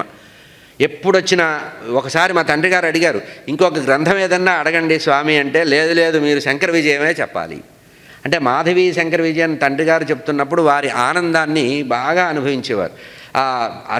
అది ఏర్పాటు కూడా ఎట్లా చేసుకునేవారంటే తన యొక్క అనుగ్రహ భాషణానికి, చంద్రమౌళీశ్వర ఆరాధనకి అటూ ఇటుగా పెట్టుకునేవారు. అంటే పూర్తిగా శంకర విజయ ప్రవచనం విని ఆ తర్వాత అనుగ్రహ భాషణాన్ని కూడా షార్ట్ చేసి ఆ తర్వాత స్నానం చేసి వచ్చి చంద్రమౌళీశ్వర ఆరాధన చేసేవారు. అంత వారికి మాధవీయ శంకర విజయం నాన్నగారు చెప్తుంటే అంత ఇష్టం.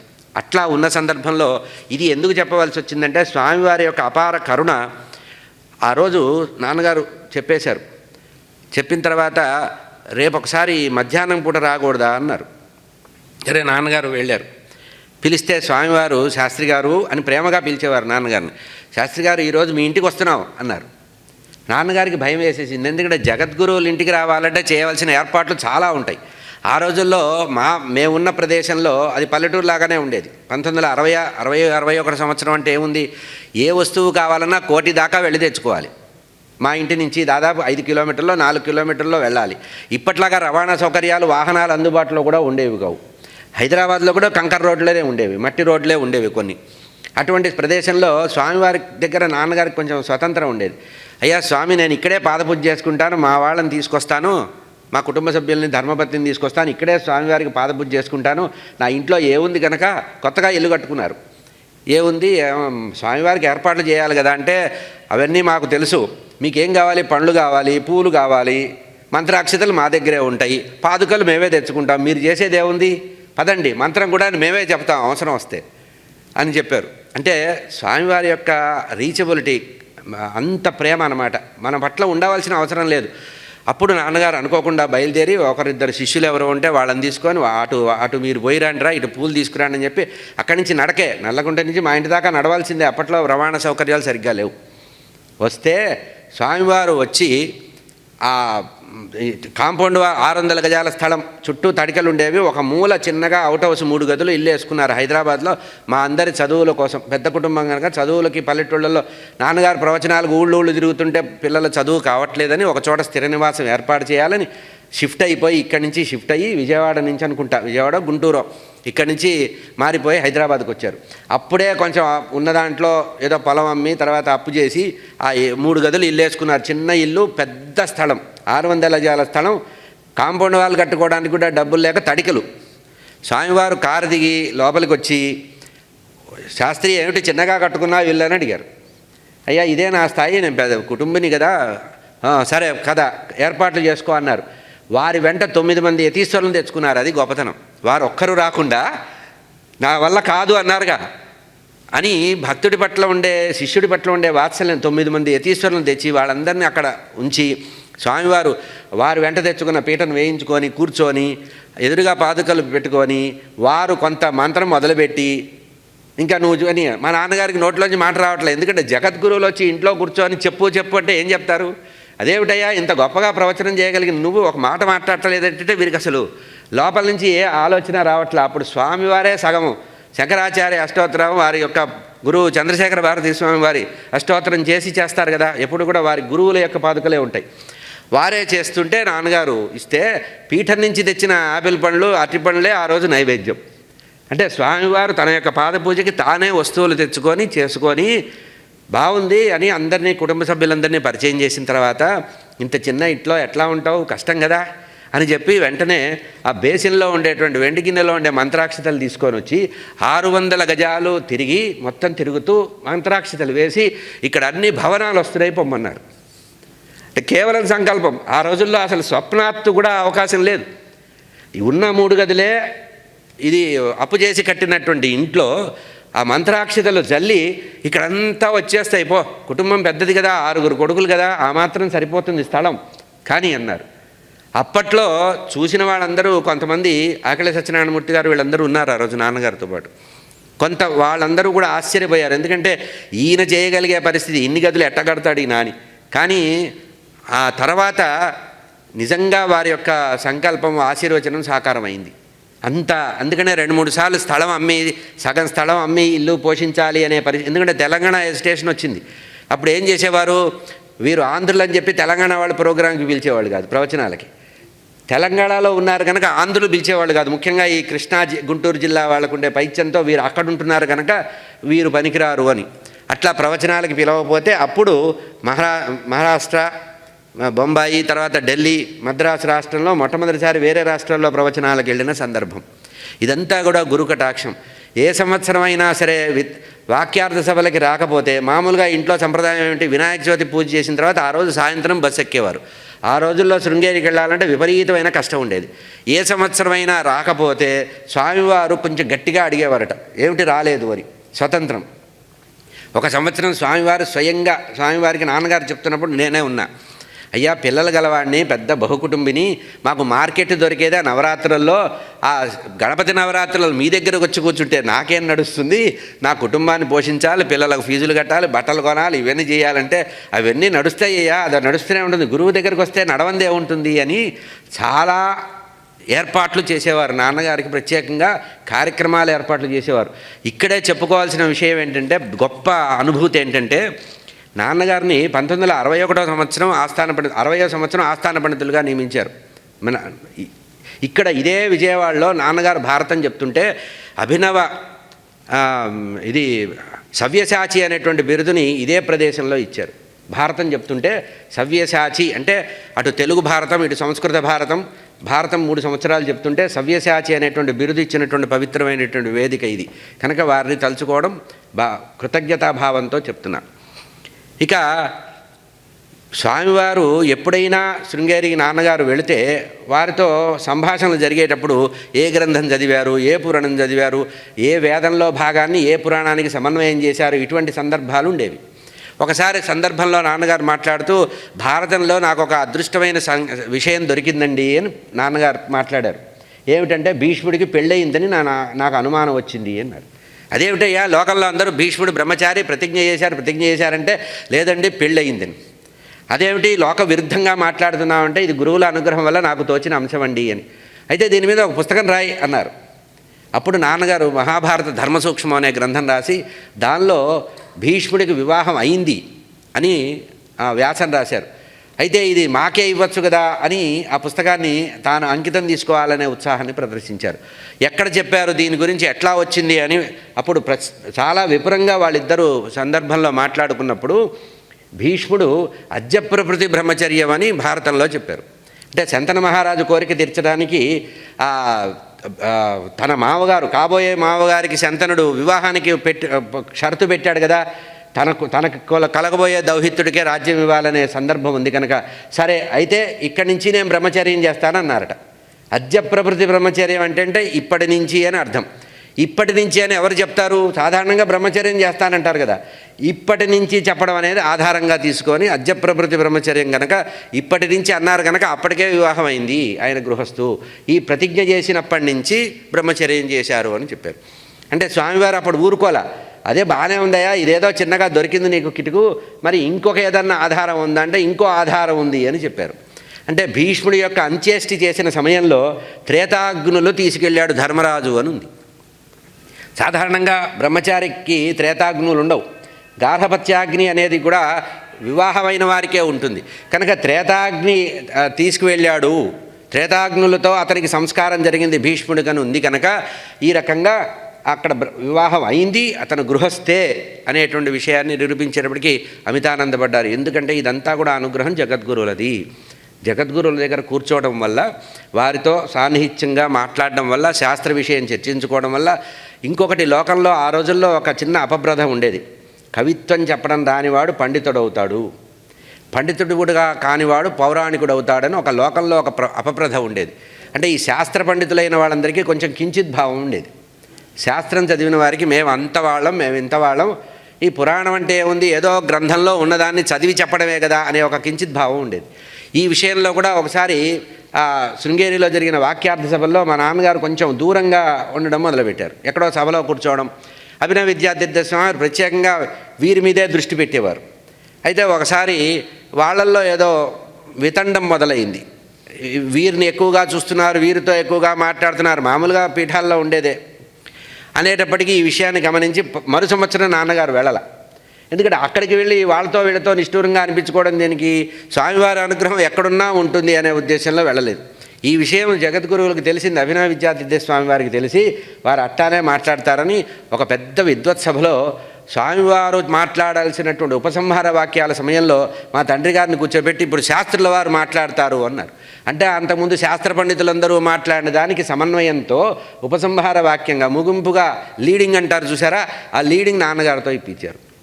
ఎందుకు చెప్తున్నానంటే గురువు యొక్క అనుగ్రహం ఎట్లా ఉంటుందంటే మన శక్తిని ద్విగుణీకృతం చేసేటువంటి శక్తి గురువుల యొక్క అనుగ్రహం ఉంటుంది. మన వల్ల ఏమీ కాదనుకున్నా కూడా ఆ మొత్తము కూడా గురువు యొక్క అనుగ్రహంతో జరగడం అనేది ఇది ప్రత్యక్షంగా.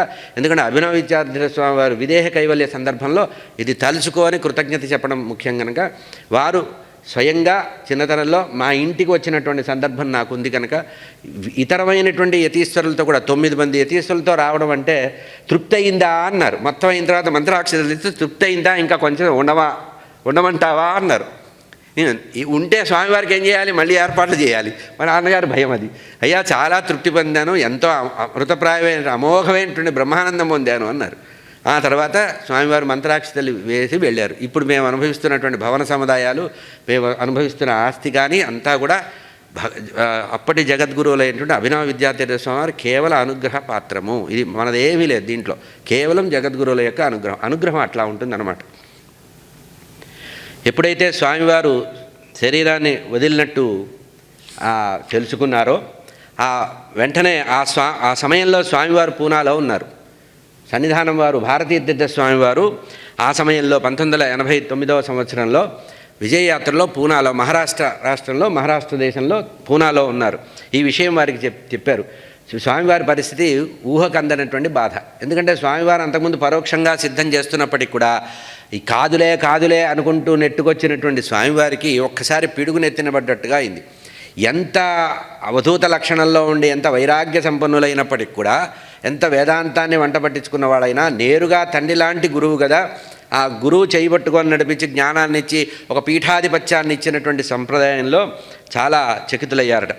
మహారాష్ట్ర ప్రభుత్వం ఇది ఒక పెద్ద రికార్డు చరిత్రలో. మహారాష్ట్ర ప్రభుత్వం వెంటనే ప్రత్యేకంగా ఒక విమానాన్ని స్వామివారి యొక్క ప్రయాణానికి ఏర్పాటు చేసి అక్కడి నుంచి మ్యాంగ్లూరుకి స్వామివారిని విమానంలో తరలించారు. ఎందుకంటే ఉత్తరాధికారిగా వీరి బాధ్యతలు అక్కడ ఉంటాయి కనుక అక్కడి నుంచి ఇట్లా ఉదయం 11:30కి విదేహ కైవల్యం పొందితే అభినవ విద్యాతీర్థ స్వామివారు ప్రయాణం చేస్తూ ఎందుకంటే అక్కడి నుంచి మళ్ళీ మ్యాంగ్లూరు నుంచి 2 గంటల పైన ప్రయాణం కనుక అర్ధరాత్రి 12:30 సమయంలో ఆ స్వామివారు అక్కడికి వచ్చారట. వస్తూనే ఆ కారు దిగి వేగంగా పరిగెత్తుకుంటూ వెళ్ళి స్వామివారి యొక్క ఆ విదేహ కైవల్యం పొందినటువంటి స్వామివారి దగ్గరికి వెళ్ళి సాష్టాంగ నమస్కారం చెప్పి కదలకుండా అట్లాగే ఉండిపోయారట. విపరీతమైన దుఃఖం వస్తోంది. అయితే ఈ దుఃఖం బయటికి ప్రకటించేటువంటి అవకాశం లేదు. ఎందుకంటే ఒక్కొక్కసారి మన బాధని కూడా మనం బయటికి చెప్పుకునే స్థాయి ఉండదు. ఎందుకంటే మన స్థితి వారు ఆశ్రమ స్థితిలో ఉన్నారు కనుక, అందుట్లో ఈ పీఠానికి కాబోయేటువంటి జగద్గురువు కనుక పూర్తి సంపూర్ణమైనటువంటి బాధ్యతలు తీసుకోవాల్సిన విషయం కనుక ఆయనే కనుక చకితుడయి ఆయనే కనుక దుఃఖాన్ని ప్రకటిస్తే చాలా కష్టమవుతుంది కనుక కొంచెం సేపు, ఒక అరగంట సేపు తర్వాత తేరుకొని ఆ అర్ధరాత్రి సమయంలో అప్పుడు వేచి ఉన్నటువంటి భక్తులందరితో ఒక మాట అన్నారట. భౌతికంగా మన గురువులు ఎవరైతే రోజు మనని అనుగ్రహిస్తూ మనని స్పష్టంగా మన నేత్రాలతో మనం చూస్తూ శ్రవణం వింటూ అన్ని రకాల ఆనందాన్ని పొందుతున్నటువంటి మనము, మన సన్నిధానం వారు, మహాసన్నిధానం వారు మనని వదిలిపెట్టి దుఃఖస్థితిలో ప్రత్యక్షంగా కనబడకుండా మాత్రమే అదృశ్యమయ్యారు. కానీ వారు భౌతికంగా మన దగ్గర లేకపోయినా ఒక రకమైనటువంటి చైతన్యంతో మనని అనుగ్రహిస్తూ ఉంటారు, మన సన్నిహితంగానే ఉంటారు అని చెప్పి వెంటనే పీఠాధికారులందరినీ పిలిచి ఏర్పాట్లు చేయమని చెప్పారట. మర్నాడు పొద్దున ఏర్పాట్లు ప్రారంభమైనాయి. మర్నాడు మళ్ళీ తెల్లవారుజామునే 2 గంటలకో స్వామివారు అక్కడి నుంచి లోపలికి వెళ్ళి మళ్ళీ ఏర్పాట్లంతా కూడా రాత్రంతా కూడా ఏర్పాట్లు చేస్తూ తెల్లవారేటప్పటికి తుంగానది యువతలి ఒడ్డుకి, ఎందుకంటే నృసింహవనంలో స్వామివారు విదేహ కైవల్యాన్ని పొందారు, సంప్రదాయం ప్రకారం శారదా మందిరం వైపు తీసుకురావాలి కనుక తుంగానది ఒడ్డుకి తీసుకొచ్చి, తుంగానది ఒడ్డున ఆదిశంకరాచార్య మందిరం ఉంది కదా, అక్కడికి తీసుకొచ్చారట. ఇక్కడ పూర్వ పరంపర ఉంది ఏంటంటే, ఆదిశంకరాచార్య దేవాలయం దగ్గర ఒక బావి ఉందట. ఆ బావిలో కమండల తీర్థం అంటారు. అంటే ఒకానొక సందర్భంలో జగద్గురువుల యొక్క సంకల్ప బలం చేత అక్కడ వారి కమండల ఉదకం వేస్తే అక్కడి నుంచి నీరు పెళ్ళుకి వచ్చిన సందర్భం కనుక దాన్ని కమండల తీర్థం అంటారు. ఒక చిన్న బావి, ఆ బావిలో నీళ్లతోనే పార్థివ దేహానికి వారు స్నానం చేయిస్తారు. ఇది మొట్టమొదటి స్నానంగా చెప్తారు.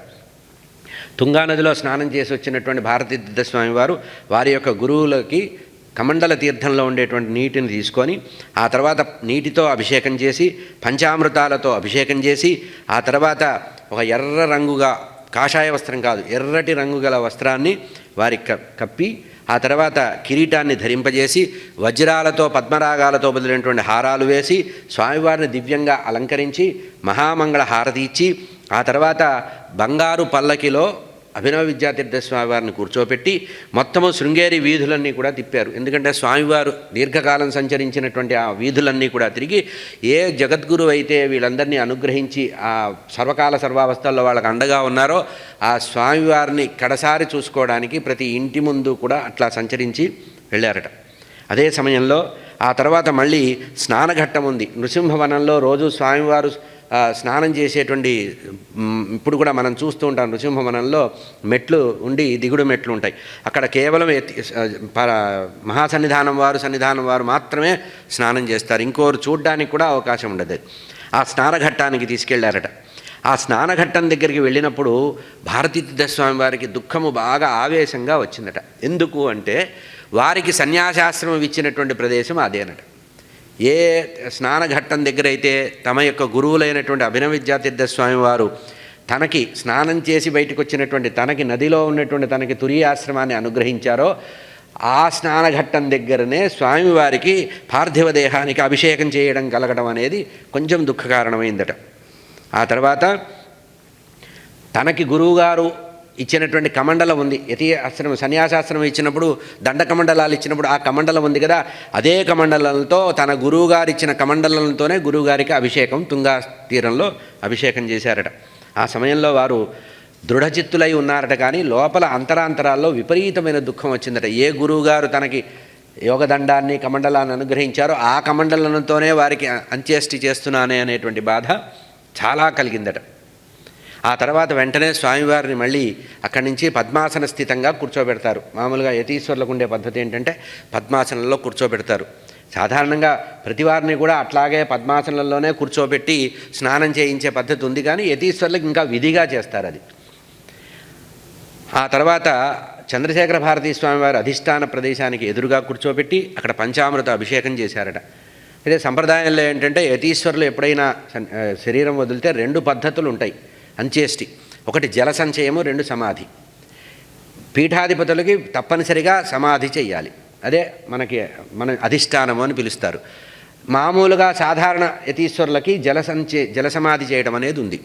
అంటే ఇక్కడ 2 సంప్రదాయాలు ఎట్లా ఉంటాయంటే నిత్యము పూజలు చేసే అవకాశం లేకుండా ఉత్తరోత్తర ఏ శిష్యులు కానీ ఏ కుటుంబ సభ్యులు కానీ ఎవరూ చేయకపోతే, సమాధిగా ఉంచి దానికి పూజలు చేయకపోతే మహాప్రమాదం కనుక జల సమాధి చేయడం అనేది ఒక సంప్రదాయం. ఇది మా కుటుంబంలో మేము చూసింది స్వయంగా. మా తాతగారు బ్రహ్మానంద యతీశ్వరులు ఇదే విజయవాడలో దుర్గాఘాట్లో మా తండ్రి గారు స్వయంగా జల సమాధి చేశారు. ఎందుకంటే వారు స్పష్టంగా రాశారు, ఈ సమాధులు కట్టకండి, ఎందుకంటే రేపు అక్కడ ఏమీ లేదు, కుక్కలు తిరుగుతూ ఉంటాయి, ఎవరు పట్టించుకోరు, కొంతకాలమే పట్టించుకుంటారు శిష్యులు అని వారి యొక్క కోరిక ప్రకారం ఇదే దుర్గగుడి దగ్గర ఉండే కృష్ణానదిలో జలసమాధి చేశారు. ఇక్కడ మహాసన్నిధానం వారు పీఠాధిపత్యం చేసినటువంటి జగద్గురువులు కనుక ఉత్తరోత్తర వారి యొక్క చైతన్యం విస్తరించి ఉండాలి కనుక వారు విదేహ కైవల్యం పొందినప్పటికీ కూడా అందులో ఉండే చైతన్యం ద్వారా భక్తులందరూ అనుగ్రహించబడాలి కనుక అక్కడ అధిష్టానం తయారు చేయాలని నిర్ణయించారు. ఇది అనుకోకుండా గతంలో స్వామివారు విజయయాత్రకు వెళ్ళడానికి కొంచెం ముందుగా కొద్ది నెలల ముందు నుంచి పదే ఇక్కడ మా గురువు గారు ఆ పక్కన నేను అని చెప్తూ వస్తారో వారి యొక్క వాక్కుని శాసనంగా భావన చేస్తూ గుర్తుపట్టి అదే చంద్రశేఖర భారతీ స్వామివారి పక్కన పెద్దగా ఏర్పాట్లు చేశారట. ఇక్కడ కూడా మనకి వివరాలు కూడా చెప్పారు. పీఠంలో ఎక్కడ దాపరికాలు ఉండవు, ఇది చెప్పారు. 8 అడుగుల లోతుగా పెద్ద గొయ్యి తీస్తారు. ఆ గొయ్యి తీసిన తర్వాత 10 అడుగులు వెడల్పు 8 అడుగులు లోతు ప్రధానంగా చేసేటువంటి అధిష్టాన ప్రదేశం. ఇక 10 అడుగులు లోతు చేసిన తర్వాత అక్కడ మళ్ళీ 3 అడుగులు ఇంకొక ఇన్నర్ ఇది చేస్తారు, గొయ్యి తీస్తారు. అంటే పార్థివ దేహం నిలబెట్టి కూర్చోబెట్టడానికి లోపల ఉంటుందన్నమాట. ఒకటి విశాలమైనటువంటి ప్రాకారం మొదలుంటుంది, తర్వాత అంతర్ప్రాకారం లోపల ఉంటుంది. ఇది పైన ఉన్న తర్వాత లోపల మాత్రం 3 అడుగులే ఉంటుంది, ఎందుకంటే కూర్చోపెట్టి వారిని ఇది చేస్తారు కనుక. అట్లా చేసిన తర్వాత మంత్రపూర్వకంగా అపారమైనటువంటి యజుర్వేద మంత్రాలు శాస్త్రోక్తంగా మనకి ఈ విషయం కూడా శివపురాణంలో స్పష్టంగా ఉంది. అంటే యతీశ్వరులకి ఆశ్రమం ఎట్లా ఇవ్వాలి, వాడు చాతుర్మాసాలు ఎట్లా చేయాలి, దండపూజ ఎట్లా చేయాలి, వారి అంత్యేష్టి ఆరాధన ఎట్లా చేయాలో కూడా మనకి శివపురాణంలో చాలా స్పష్టంగా చెప్పబడింది. దాని ప్రకారం పీఠ మర్యాద ప్రకారం వారిని ఆ 3 అడుగుల లోతుగా ఉండేటువంటి అంతర్బిలం లాగా ఉండేటువంటి చోట వేసి కూర్చోపెట్టి పద్మాసనంలో కూర్చోపెట్టి ఆ తర్వాత వారికి కర్పూరంతో నింపుతారు. కొంత భాగం వరకు కర్పూరంతో నింపుతారు. ఆ తర్వాత వారు దీర్ఘకాలం ధరించినటువంటి యోగ దండం ఉంటుంది కదా, బ్రహ్మదండం, ఆ దండాన్ని 3 భాగాలుగా విరిచేసి దండం 3 భాగాలు చేసి ఆ తర్వాత వారి కమండలాన్ని కూడా వారు వాడినటువంటి కమండలాన్ని కూడా భేదం చేసి ఇవి 2 వారి ఒళ్ళో పెడతారు. యతీశ్వరుల యొక్క అంత్యేష్టి చేసే పద్ధతి. వారి ఒళ్ళో 3 ముక్కలుగా అయినటువంటి దండము కమండలము కూడా ఉంచి ఆ తర్వాత మళ్ళీ కర్పూరంతో నింపి తర్వాత ఇసుక పొరలు వేసి ఆ తర్వాత రాళ్ల ఉప్పు, ఎందుకంటే అది వేరేగా ఇబ్బంది కాకుండా ఆ తర్వాత మళ్ళీ కర్పూరం వేసి ఇట్లా పొరలు చేసి ఆ తర్వాత మట్టితో నింపివేసి ఆ తర్వాత బంకమన్నుతో చేసినటువంటి శివలింగాన్ని దాని మీద అధిష్టానం మీద తాత్కాలికంగా పెడతారు. ఆ 10 రోజులు జరిగేటువంటి కార్యక్రమం 11 రోజులు జరిగే కార్యక్రమం అంతా కూడా ఆ శివలింగాకారంగా ఉండేటువంటి మృత్తిక లింగం మృణ్మయ లింగానికే అర్చన చేస్తారు. ఈ విధంగా స్వామివారిది వేల మంది జనం వచ్చి మొత్తం శృంగేరి నిండిపోయారట. అభినవ విద్యాతీర్థ స్వామివారు అఖండ భారతం అంతా సంచరించారు కనుక వారి యొక్క స్థితి తెలుసుకొని అప్పటికే చాలామంది ఆ 10 రోజులు రావడం పోవడమే జనం అంత. ఈ రకంగా స్వామివారి యొక్క ఇది చేసి ఆ రోజు ఉదయం అంతా కార్యక్రమం అయ్యి సూర్యాస్తమయం అయిన తర్వాత మళ్ళీ భారతీతీర్థ స్వామివారు మళ్ళీ స్నానం చేసి మళ్ళీ ఆ అధిష్టానానికి ప్రథమ పూజ చేశారట. ఏది మట్టితో చేసినటువంటి శివలింగానికి అర్చన చేశారట. ఇది ఈ రకంగా చేసి రాత్రంతా కూడా సమాధి దగ్గరే ఉండి అర్చన చేశారట. ఇది భారతీతీర్థ స్వామివారి గురువు గారి పట్ల ఉండేటువంటిది. ఇది సమాధి దగ్గరే పూజ చేశారట. అయితే ఈ చేస్తున్నారు యాంత్రికంగా ఈ పూజ అంతా చేస్తున్నామన్నారు కానీ వారి మానసికమైనటువంటి వేదన విపరీతమైన వేదన ఉంది. ఎందుకంటే నిన్నటి వరకు ఎంత మార్గనిర్దేశం చేసిన తన గురువుగారు ఉన్నారే ఆ గురువుగారు ఈరోజు మనకి భౌతికంగా కనబట్టం లేదనేటువంటిది ఇది. ఇక్కడ ఒక విశేషం చెప్పారేంటంటే సమాధిగా అంటే అధిష్టానం చేసే ముందు మామూలుగా ఏం చేస్తారంటే కపాల మోక్షం కావాలి అని యతీశ్వరుల యొక్క కపాలము బ్రహ్మరంధ్రం భేదం కావాలని చెప్పి టెంకాయలు కొట్టే సంప్రదాయం ఉంది మామూలుగా.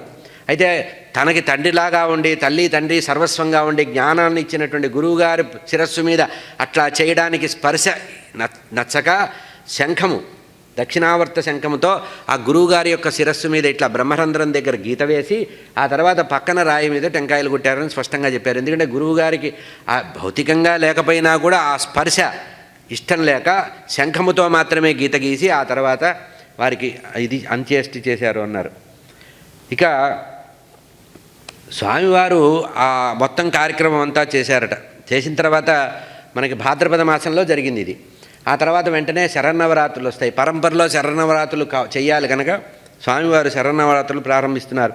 సాధారణంగా శరన్నవరాత్రులకు ముందు రోజు అమావాస్య రోజున అమ్మవారికి అభిషేకం చేయడం అనేది ఉంది. ఆ రోజు చంద్రశేఖర భారతీ స్వామివారి యొక్క ఆరాధన కూడా ఉంది. అంటే గురువుగారి యొక్క ఆరాధన కూడా అక్కడే ఉంది. ఈ ఆరాధన చేసిన తర్వాత తుంగానదికి పడవలో తుంగానది దాటి అమ్మవారి దగ్గరికి వచ్చేటువంటి సంప్రదాయం. ఈ అమ్మవారికి వచ్చే ముందు గంగా పూజ అని చేస్తారు. యతీశ్వరులు చేసి మామూలుగా అయితే రోజూ చేస్తారు. నవరాత్రుల్లో ప్రతిరోజు గంగా పూజ చేస్తారు. మొదటి రోజు గంగా పూజ చేయడానికి పడవలో వచ్చారట. ఒడ్డుకు వచ్చి అక్కడ స్నానం చేసి స్వామివారు గంగా పూజ చేశారట. ఈ గంగా పూజ చేసినప్పుడు మామూలుగా తుంగా నదిలో ఉండేటువంటి చేపలన్నీ దగ్గరికి వస్తాయి. కొన్ని వేల చేపలు అట్లా అక్కడ పూజ వేదిక దగ్గర మెట్ల మీద కూర్చుంటే అట్లా ఎదురుగా కనబడతాయి. ఎందుకంటే పూజ చేసిన తర్వాత స్వామివారు కొన్ని పదార్థాలు ఆ చేపలకు ఆహారం ఇస్తారు. కొబ్బరి ముక్కలు, మురమురాలు ఇటువంటివి ఇస్తూ ఉంటారు. బెల్లం ముక్కలు లాంటివి ఏదో నైవేద్యం పెడతారు. గంగానదికి నైవేద్యం పెట్టినప్పుడు ఈ చేపలకు కూడా విశేషంగా ఆహారం ఇవ్వడం అనేది మనం స్పష్టంగా చూస్తాం. అయితే తమాషా ఏంటంటే అభినవ విద్యాతీర్థ స్వామివారు సిద్ధి పొందారని తెలిసినటువంటి సమస్త జీవరాశులు కూడా స్పందన కలిగినాయి, బాధ కలిగినాయి అంటానికి ఉదాహరణ ఏంటంటే ఆ రోజు స్వామివారు వేసినటువంటి కొబ్బరి ముక్కలకి ఒక్క చేప కూడా వచ్చి తీసుకోలేదట. ఒక్క చేప కూడా వచ్చి ముట్టలేదట. నీళ్ల అడుగు నుంచి బయటికి కూడా రాలేదట. సాధారణంగా చేప నీళ్లలో లోపల ఎక్కువసేపు ఉండదు, వస్తుంటుంది మళ్ళీ పోతుంటుంది.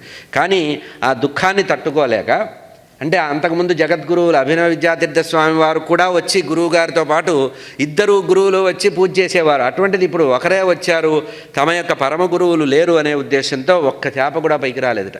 శిష్యవర్గం అంతా చూస్తూ గురువుగారు ఏమిటిది, మామూలుగా వేస్తే చేతికి కూడా అందుకునేటట్టుగా ఎగిరి దూకేవి, ఒక్కటి కూడా రాలేదు ఈరోజు. ఏమిటంటే గురువుగారంటే ఏమనుకున్నావురా, సర్వప్రాణుల యొక్క హితాన్ని కోరేటువంటి సర్వజీవులకి కూడా ఆధారభూతమైనటువంటి స్వామివారిని లేరు అనే తట్టుకోవడానికి చేపలకు కూడా శక్తి కాలేదు. ఇంకా మనం తట్టుకుంటున్నామంటే మనం వాటికంటే అల్పులం అన్నారు. వాటికి ఉండే బాధ బయటికి వ్యక్తం చేయగలుగుతున్నాయి, మనం వ్యక్తం చేయటం లేదు ఇది అని చెప్పారట. ఈ రకంగా ఈ మామూలుగా నవరాత్రుల్లో దర్బారు చేస్తారు. సాయంత్రం పూట రాత్రిపూట సప్తశతీ పారాయణ, అమ్మవారికి హారతులు ఇచ్చి ఆ తర్వాత ఎదురుగా అమ్మవారి యొక్క రథం నడిపి రథానికి ఎదురుగా స్వామివారు నడుస్తూ ఆ తర్వాత వ్యాఖ్యాన సింహాసనం మీద కూర్చునే అలవాటు. ప్రతి సంవత్సరం ఉభయ జగద్గురువులకి ఒకటి బంగారు వ్యాఖ్యాన సింహాసనం, ఒకటి వెండి వ్యాఖ్యాన సింహాసనం ఉంటుంది. ఉండేటువంటి మహాసన్నిధానం వారు అందులో, సన్నిధానం వారు ఇందులో కూర్చునే సంప్రదాయం ఉంది. అయితే ఆ సంవత్సరం స్వామివారు మహాసన్నిధానం వారు లేకపోయినప్పటికీ కూడా వారి యొక్క మూర్తిని తయారు చేయించి ఆ మూర్తిని ఆ వ్యాఖ్యాన సింహాసనంలో కూర్చోబెట్టి ఉపపీఠంలో స్వామివారు కూర్చొని చేశారట. ఎందుకంటే గురువుగారి యొక్క అనుపస్థితి తట్టుకోలేక ఆ రకంగా చేశారట. ఇట్లా నవరాత్రులు కూడా పూర్తిగా అయినాయి.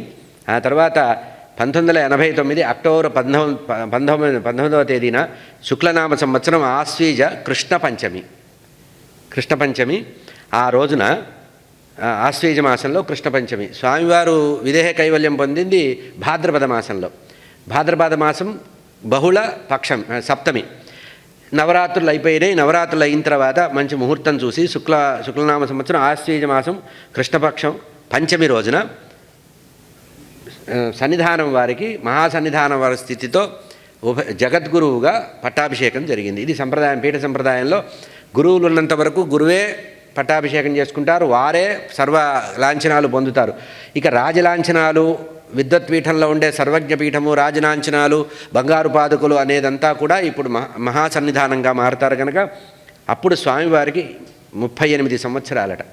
23 సంవత్సరాల వయసులో సన్యాసం తీసుకున్న స్వామివారు 38 సంవత్సరాలలో వయసులో పీఠాధిపత్యం తీసుకున్నారట.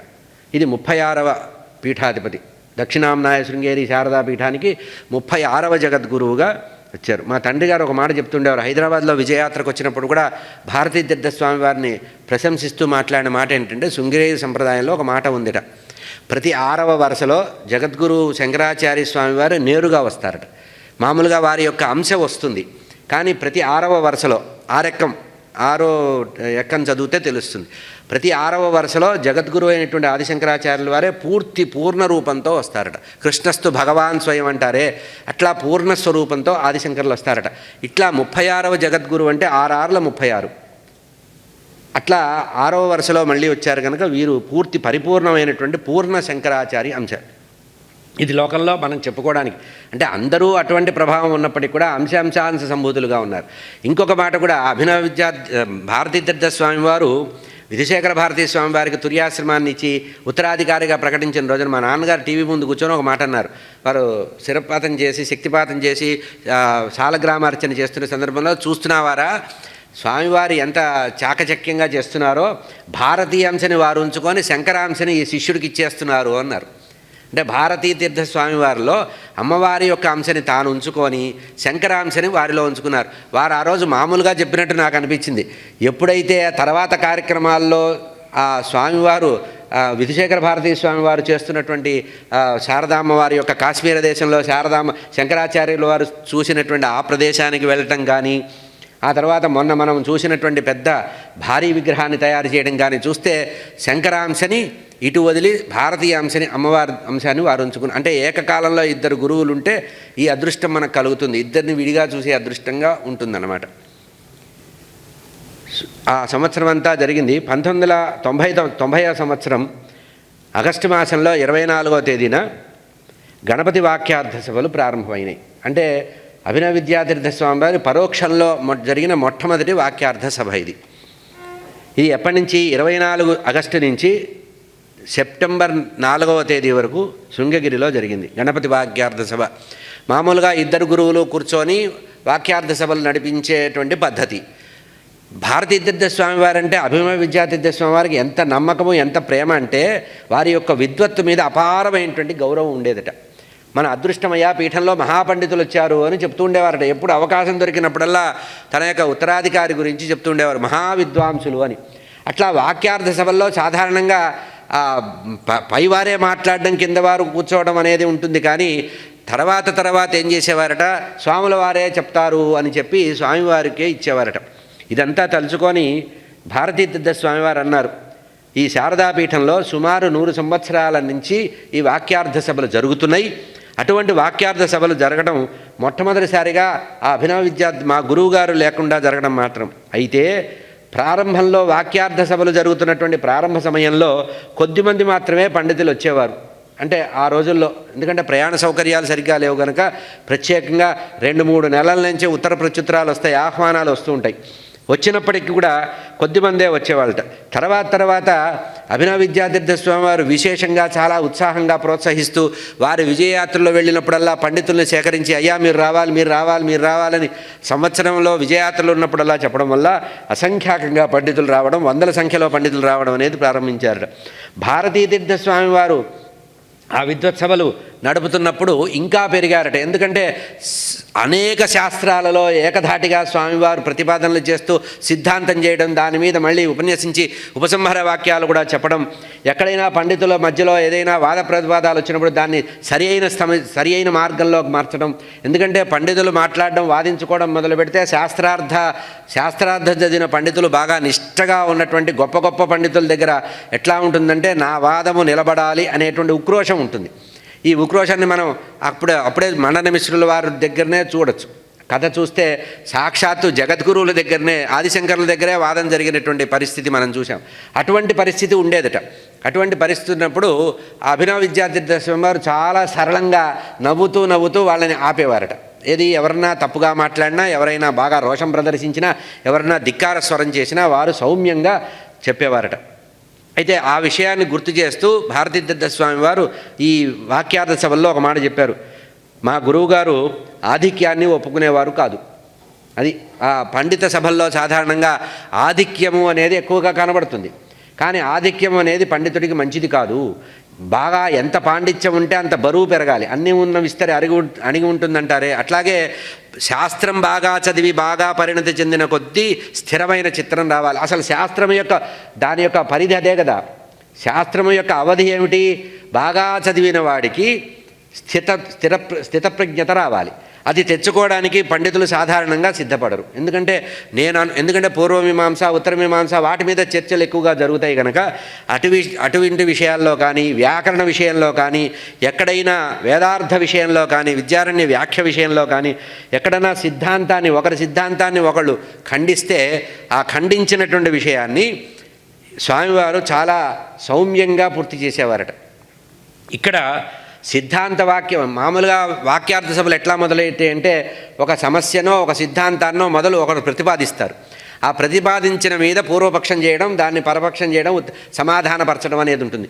ఇందులో ఏమవుతుంది, పరస్పరం బాగా వాద ప్రతివాదాలు జరుగుతాయి. అంటే ఒక ఆచార్యుడు చెప్పిన మాట లేదా ఒక పండితుడు చెప్పిన మాట, ఒక శాస్త్రకారుడు భాష్యకారుడు చెప్పిన మాటల్ని చెబుతూ ఈ కొత్త వ్యాఖ్యానాల్ని పరిశీలించి అఖండ భారతం నుంచి వచ్చేటువంటి పండితులు వారి ప్రాంతంలో ఉండే వ్యాఖ్యాన గ్రంథాలను ఆధారం చేసుకొని వాద ప్రతివాదాలు చేస్తారు. ఇట్లా వాద ప్రతివాదాలు వారి ప్రాంతాల్లో చేసినప్పుడు ఆ వాద ప్రతివాదాలని సమన్వయం చేసేటువంటి అవసరము పీఠంలో ఉంటుంది. ఎందుకంటే సమన్వయం చేయటమే పీఠంలో ఉండేటువంటి మర్యాద కనుక దాని ప్రకారము స్వామివారి ఇక్కడ మాట చెప్పారు. మా గురువుగారి యొక్క మనఃపూర్వకమైనటువంటి ఆ ఆశయం ఏంటంటే వాక్యార్థ సభలు శాస్త్ర నిర్ణయాన్ని జనానికి అందించటమే. అంటే గంభీరంగా ఉండేటువంటి శాస్త్ర విషయాన్ని సరళీకరించి ఆ సరళంగా జీవులందరూ కూడా ఉపాదేయంగా ఆస్వాదించి ఈ శాస్త్రం అంటే భయపడకుండా భయం పోగొట్టడానికే మన వాక్యార్థ సభలు కానీ భయాన్ని పెంచడానికి కాదు. కనుక ఇక్కడ ఒకరినొకరు ఖండించుకోవడం కానీ, ఒకరినొకరు కించపరచడం కానీ, ఒకరికొకరు ఆధిక్యత చెప్పడం కానీ, అనావశ్యకమైనటువంటి విషయాల్ని ప్రసక్తి చేయడం కానీ, వైయక్తికమైనటువంటి దూషణ చేయడం కానీ చేయకూడదు అని శాసనం చేశారట. ఎప్పుడిది 1990లో స్వామివారు ఆగస్టు మాసంలో వచ్చినటువంటి వాక్యార్థ సభల్లో. అయితే ఇది మా గురువు గారు వేసినటువంటి శాసనము. వారు అధ్యక్షులుగా ఉన్నటువంటి వాక్యార్థ సభల్లో ఎప్పుడు కూడా భావ ప్రకటన అనేది చేయడానికి అనుమతించేవారు కానీ ఉద్దేశ్యపూర్వకంగా కించపరిచేటువంటి భాషని వారు అంగీకరించేవారు కాదు. కనుక ఈ సభల్లో అంటే అప్పట్లో ఎట్లా ఉండేదంటే చంద్రశేఖర భారతీ స్వామివారి నుంచి అభినవ విద్యార్థి స్వామివారి మధ్యలో ఎట్లా ఉండేదంటే ఈ వాద ప్రతివాదాలు తీవ్రంగా జరిగినప్పుడు కొంతమంది పండితుల యొక్క మనసు కించబడి మరు సంవత్సరం వాళ్ళు కనపడకుండా పోవడం, అక్కడికి వచ్చి తిట్లు తింటం దేనికి అనేటువంటి పద్ధతి కూడా కొంతమందిలో ఉండేది. ఎందుకంటే కొంతమంది అప్పటికప్పుడే అధ్యయనం చేస్తున్న వాళ్ళు ఉంటారు, అధ్యాపనం చేస్తున్న వాళ్ళు ఉన్నారు, అధ్యాపకులుగా పనిచేస్తున్న వాళ్ళు ఉన్నారు, అట్లాంటి వాళ్ళు ఉన్నారు. ఇప్పుడు కూడా మనం చూస్తే మొన్న స్వామివారి యొక్క సప్తతి పూర్తిలో అవార్డులు ఇచ్చినప్పుడు చూస్తే వైస్ ఛాన్సలర్స్ కూడా ఉన్నారు అవార్డు తీసుకున్న వాళ్ళలో. అంటే వాక్యార్థ సభలకి వైస్ ఛాన్సలర్లు కూడా వచ్చి కూర్చుంటారు. వేద విశ్వవిద్యాలయంలో ఉండేటువంటి వైస్ ఛాన్సలర్స్ కూడా వచ్చి అట్లా కూర్చొని వాక్యార్థ సభలో పాల్గొంటారు. కారణం ఏంటంటే ఇక్కడ వాదం చేసి ఇక్కడ స్వామివారి యొక్క అనుగ్రహం పొంది మంత్రాక్షతలు తీసుకుంటే వారి జన్మ ధన్యం. వాళ్ళు చదివిన శాస్త్రానికి సార్థకత్వం ఏంటంటే ఏనదైనా పరిగెత్తి సముద్రంలో కలవానికి ఎట్లా ఉత్సాహపడుతుందో జ్ఞానసాగరమైనటువంటి స్వామివారి యొక్క సమక్షంలో వారి యొక్క శాస్త్రము పునీతం కావాలని కోరుకుంటారట. కనుక ఇక్కడ ఏం చెప్పారు, విషయ చర్చకే ప్రాధాన్యం ఇవ్వాలి కానీ విద్యాపకర్షకై కాదు, అపకర్ష పనికిరాదు.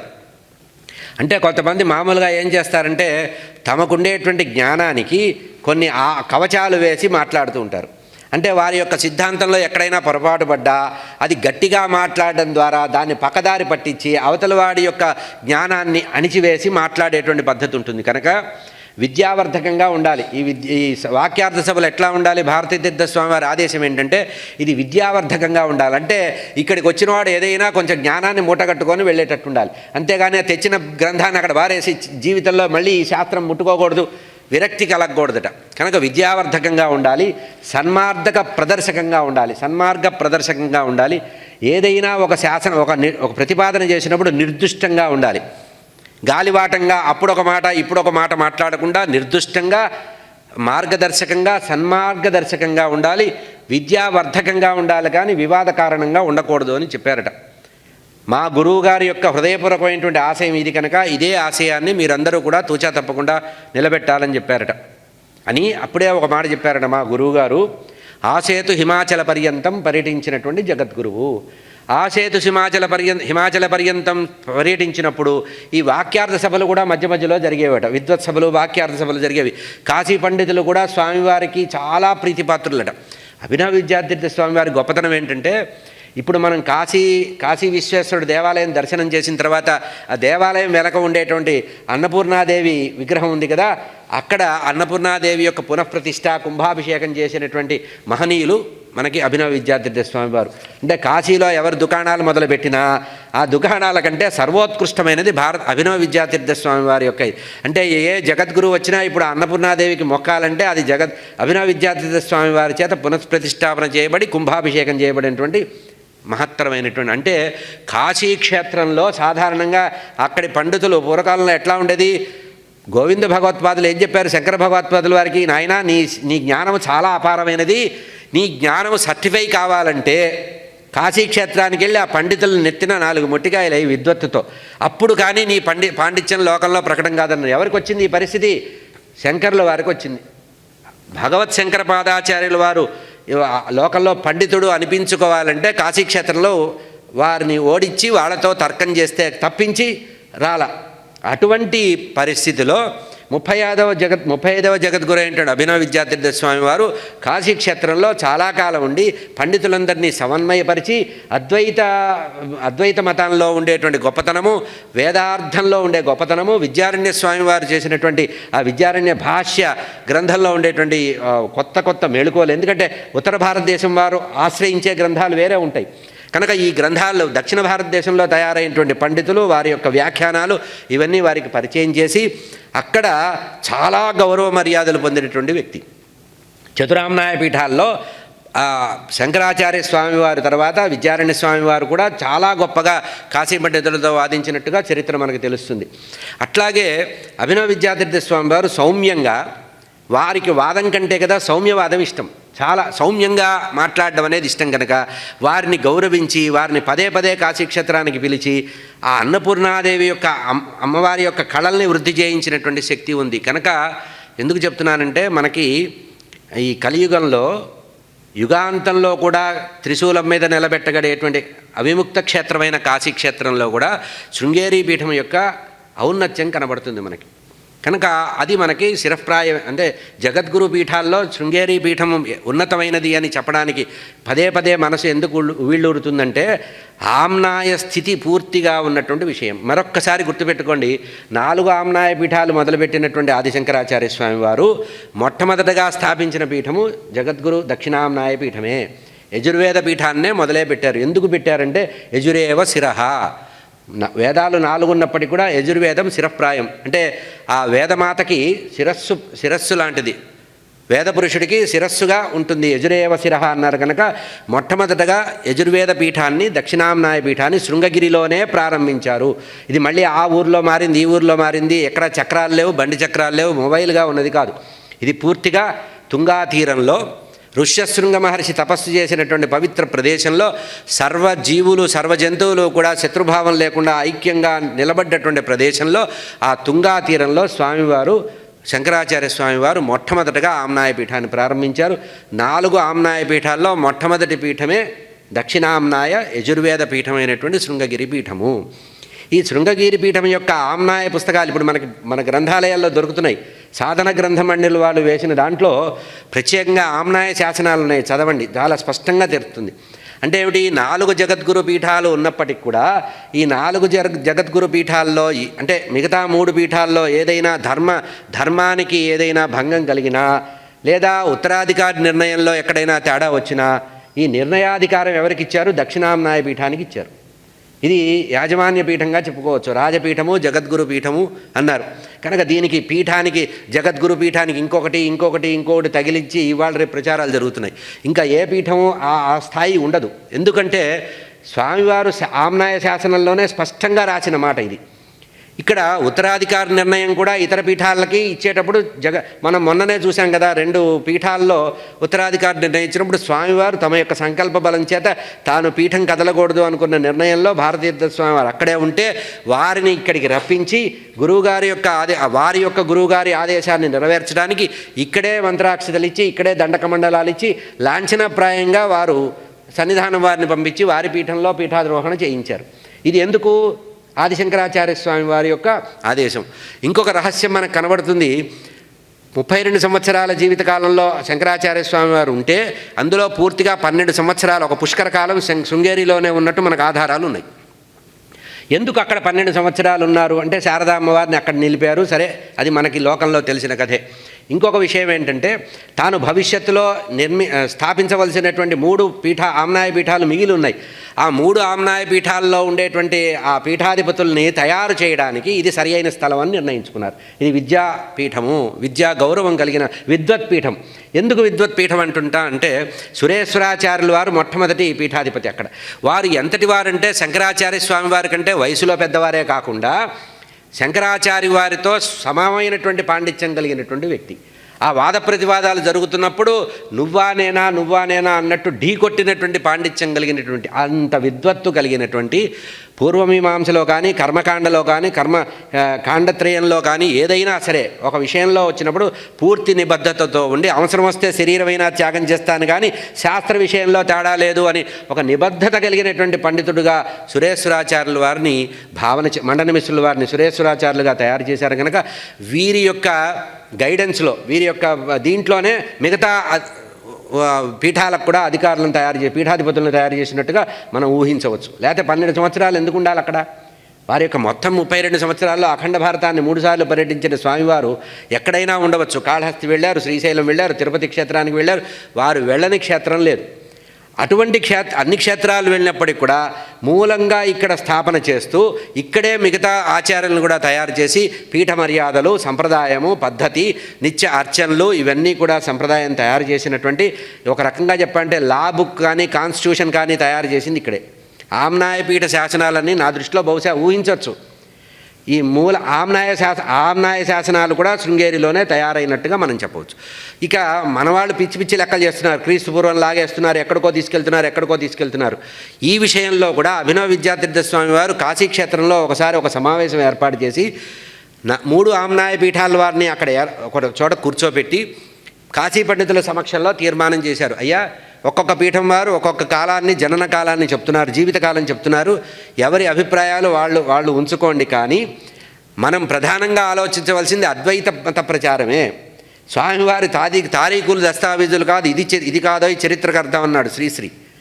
తారీఖులు దస్తావేజులు కాదు, ఈ మూటలు కట్టలు తాళపత్రాలు తయారు చేసి శాసనాలు తయారు చేసి చూసి లోకంలో నిరూపించడం తప్పు. ఎందుకంటే మన దేశం యొక్క దౌర్భాగ్యం ఏంటంటే రాముడు ఇక్కడ పుట్టాడని నిరూపించుకోవడానికి 400 సంవత్సరాలు పట్టింది. ఇప్పుడు శంకరాచార్యుల వారి గురించి రవర్షం మొదలవుతుంది. కనుక ఈ వాదాల జోలికి మనం వెళ్లకుండా స్వామివారి యొక్క అద్వైత మతాన్ని ప్రచారం చేయడానికే ప్రధానమైన తాత్పర్యం చేయాలి. అద్వైతమే తురీయము. ద్వైతంతో ప్రారంభించి ఎన్నోసార్లు మనకి శంకర భాష్యాల్లో కానీ ఇతరత్ర కనబడతాయి. ముఖ్యంగా భగవద్గీతకు రచించినటువంటి భాష్యము సులభంగా దొరుకుతోంది ఇప్పుడు, శంకరాచార్య స్వామి వారి భాష్యం. దాంట్లో వారు మొట్టమొదట ఏం చెప్పారంటే ఎవడు ఎక్కడెక్కడికి ప్రయాణం చేసినా చివరికి ఢిల్లీకి చేరక తప్పదు. అంటే రాజధాని ఏది? అద్వైతము రాజధాని, యూనివర్సిటీ. ఇక మిగతా సిద్ధాంతాలన్నీ కూడా primary school, high school, middle స్కూల్లే. అంటే ద్వైతం కానీ విశిష్టాద్వైతం కానీ ఒక స్థాయిలో నుంచి ప్రయాణం చేసేవే. అది చివరి దాకా వచ్చేది స్నాతకోత్సవం జరగాలంటే అది తప్పనిసరిగా అద్వైతం కావాల్సిందే. జీవో బ్రహ్మైవ నాపరః. జీవుడికి దేవుడికి భేదం లేదు, వీడు వాడు ఒకడే అని చెబుతోంది. కనుక వారు వేరు వీరు వేరు అని ఆ భేద దృష్టి నుంచి దూరం వెళ్ళిపోయి అద్వైతం ఉండాలి. కనుక ఇదే విషయాన్ని కాశీక్షేత్రంలో స్వామివారు అభినవ విద్యాతీర్థ స్వామివారు నిరూపించారు. ఇంకొక అందం ఏంటంటే మరీ ఒకసారి అందరు జగద్గురువులు కూడా మనకి శృంగగిరి క్షేత్రంలో కలిసినట్టుగా చారిత్రక ఆధారాలు ఫోటోలతో సహా ఉన్నాయి. ఇక్కడ ప్రధానంగా నేను చెప్పే విషయం ఏంటంటే ఇప్పుడు శృంగేరియే ఆమ్నాయపీఠం కాదు అని ప్రచారం చేస్తున్న వాళ్ళకి ఒక ప్రశ్న నాది. మరి ఆ రోజు వచ్చినటువంటి ఆమ్నాయాల నుంచి మిగతా 3 ఆమ్నాయాల నుంచి వచ్చిన వాళ్ళు ఆ రోజు కూర్చున్నప్పుడు వారు ఎవరూ మాట్లాడలేదే. ఇదే శృంగేరి పీఠం అన్నారు కానీ ఇంకొక పీఠాన్ని చెప్పలేదు కదా. అంటే కాలంలో అద్వేష్ట సర్వభూతానాం అనేది ప్రధానంగా తాత్పర్యంగా ఉండాలి. ఇది మన లౌకికులుగా ఇది చెప్పారు స్వామివారు. ఆచార్య శంకర్లు ఏం చెప్పారు? ఏ జీవిని కూడా ద్వేషించద్దు అన్నారు. అటువంటిది పీఠాలను ద్వేషించడం మహా అపరాధం అవుతుంది. కనుక పీఠాల పట్ల ఇక్కడ కూడా మా తండ్రి గారు నాకు ఎప్పుడూ చెప్తుండేవారు, అన్ని పీఠాలు కూడా సమాదరణీయాలు, మనకు ఏ పీఠం పట్ల కూడా ఎటువంటి ద్వేషభావం ఉండకూడదు, అది ఉంటే మహాపాపము అన్నారు. ఎందుకంటే కాషాయ దండ మాత్రేన యతి పూజ్యో, పూజ్యులే కాషాయ దండ మాత్రం చేతనే. అది లోకంలో సాధారణంగా దొరికేది కాదు. ఎంత వైరాగ్యం ఉంటే ఆ స్థితికి వెళ్ళాలండి. అటువంటి స్థితిలో ఎవరిని ఎవరు కించపరిచేటువంటి స్థితి రాకూడదు. యతీశ్వరులు కనబడ్డారంటే మన జన్మ ధన్యమైనట్టుగా, ఏ రోజు యతీశ్వర సందర్శనం జరిగితే ఆ రోజు మన జన్మ ధన్యమైనట్టుగా భావన చేయాలి. కనుక ఈ పీఠాల విషయంలో ముఖ్యంగా చాలా శ్రమ చేశారు అభినవ విద్యాతీర్థ స్వామి వారు. పీఠాల యొక్క ఐక్యత కోసం చాలా చేసేవారు. మనం చరిత్ర కూడా చదివినప్పుడు పరమాచార్య స్వామి వారి దగ్గరికి ఎవరన్నా వెళితే కూడా పరమాచార్య స్వామి వారు చెప్పేవారట, శృంగేరి వెళ్ళారా, వెళ్ళిరాండి అని. మనకు వారి నడిచే దైవం అనే గ్రంథంలో కూడా ఆధారం ఉంది. కనుక వారి స్థాయిలో, సమున్నతమైనటువంటి స్థాయిలో వైరాగ్యమే రూపంగా కలిగినటువంటి వారికి భేద దృష్టి ఉండదు. లౌకిక విషయాల మీద ఉండే వాళ్ళకి మాత్రమే ఉప్పులో పప్పు ఎక్కువైంది, పప్పులో కారం ఎక్కువైంది, పోపు సరిగ్గా లేదు, లేదా ఇంగువ లేదు అనే భావం ఎవరికి ప్రాపంచికమైనటువంటి వ్యామోహాలు ఉన్నవారికే ఉంటుంది. కానీ సాధారణంగా పీఠాల పట్ల ద్వేషం ఎవరికీ ఉండకూడదు. ఒకవేళ ఉంటే అది శంకరుల వారికి ద్రోహం చేసినట్టే అవుతుంది. మనకి పీఠ మర్యాదని కాపాడాల్సినటువంటి బాధ్యత ఉంది. కనుక ఈ విషయంలో అభినవ విద్యాతీర్థ స్వామి వారు చాలా దీర్ఘకాలం శ్రమ చేశారట. ఇక సంవత్సర కాలం గడిచింది. ఇక్కడ శిష్యులకి, వచ్చిన శిష్యులందరికీ స్వామివారు చెప్పేవారట. భారతీయ స్వామివారు ఏం చెప్పేవారంటే, కన్యాకుమారి నుంచి నేపాల్ వరకు స్వామివారు సంచారం చేశారు. ఇట్లా సంచారం చేసి మొత్తము అద్వైత మతాన్ని గురించి విపరీతంగా విశేషంగా ప్రచారం చేశారు. గొప్పతనం ఏంటంటే, సాధారణంగా మిగతా పీఠాలన్నీ ఎట్లా అప్పట్లో పుట్టినాయి అంటే దానికి కారణం కూడా ఉంది. మా తండ్రి గారు చెప్పిన మాట చెప్తున్నా. అప్పట్లో శృంగగిరి క్షేత్రం చాలా లోపలగా అనిపించేది. రవాణా సౌకర్యాలు లేని సమయంలో ఆ ఘాట్ రోడ్లో లోపల చాలా దాచిపెట్టినట్టుగా ఉండేది. అది అందుబాటులో ఉండకపోక కారణం వల్ల ఎవరు పడితే వాళ్ళు పీఠాలు పెడితే వారి పీఠాలకి ప్రాపకం వచ్చింది. వారు సంచారం, అందుకనే అభినవ చంద్రశేఖర భారతీ స్వామి వారు ఉత్తర భారతదేశం బాగా తిరిగారు, దక్షిణ భారతదేశంలో స్వల్పంగా తిరిగారు. ముఖ్యంగా మన తెలుగు రాష్ట్రాలకు వచ్చేటప్పటికి వచ్చిన సమస్య ఏంటంటే, ఇక్కడి నుంచి పండితులు వెళుతూ ఉండేవాళ్ళు, అక్కడ ప్రాపకం సంపాదించేవాళ్ళు, దక్షిణలు సంపాదించేవాళ్ళు, అనుగ్రహం సంపాదించేవాళ్ళు, అంతే. పీఠానికి సంబంధించిన ప్రచారం చేసేవాళ్ళు కాదు. పెద్దగా జరిగిన ప్రమాదం అది. స్వామివారు ప్రత్యేకంగా అభినవ విద్యాతీర్థ స్వామివారు ఎప్పుడైతే మొదలుపెట్టి విజయయాత్ర చేస్తూ ఆంధ్రదేశానికి అనేక పర్యాయాలు వచ్చారో, ఆ వచ్చిన తర్వాత ఆ విద్వద్ధర్మము, ఆ మూర్తి చైతన్యము, ఆ తపస్సు, ఆ సాధన, ఆ చంద్రమౌళీశ్వర ఆరాధన, ఇవన్నీ గమనించి ఆ పీఠానికి విశేషమైనటువంటి ఆధారం కలిగింది. అందుకనే మనం బాగా ఆలోచిస్తే, మనం ఇక్కడ కూర్చుంటే మనకు అర్థం కాదు, కానీ ఆ వేద అగ్రహారాలు ఉన్నాయి కదా, మనకి గోదావరి జిల్లాలో వేద అగ్రహారాలు చూస్తే అభినవ విద్యాతీర్థ స్వామివారు అంటే ప్రతి వారికి శంకర స్వరూపమే. వారి ఇళ్లలో శంకర స్వరూపంగానే భావన చేస్తారు.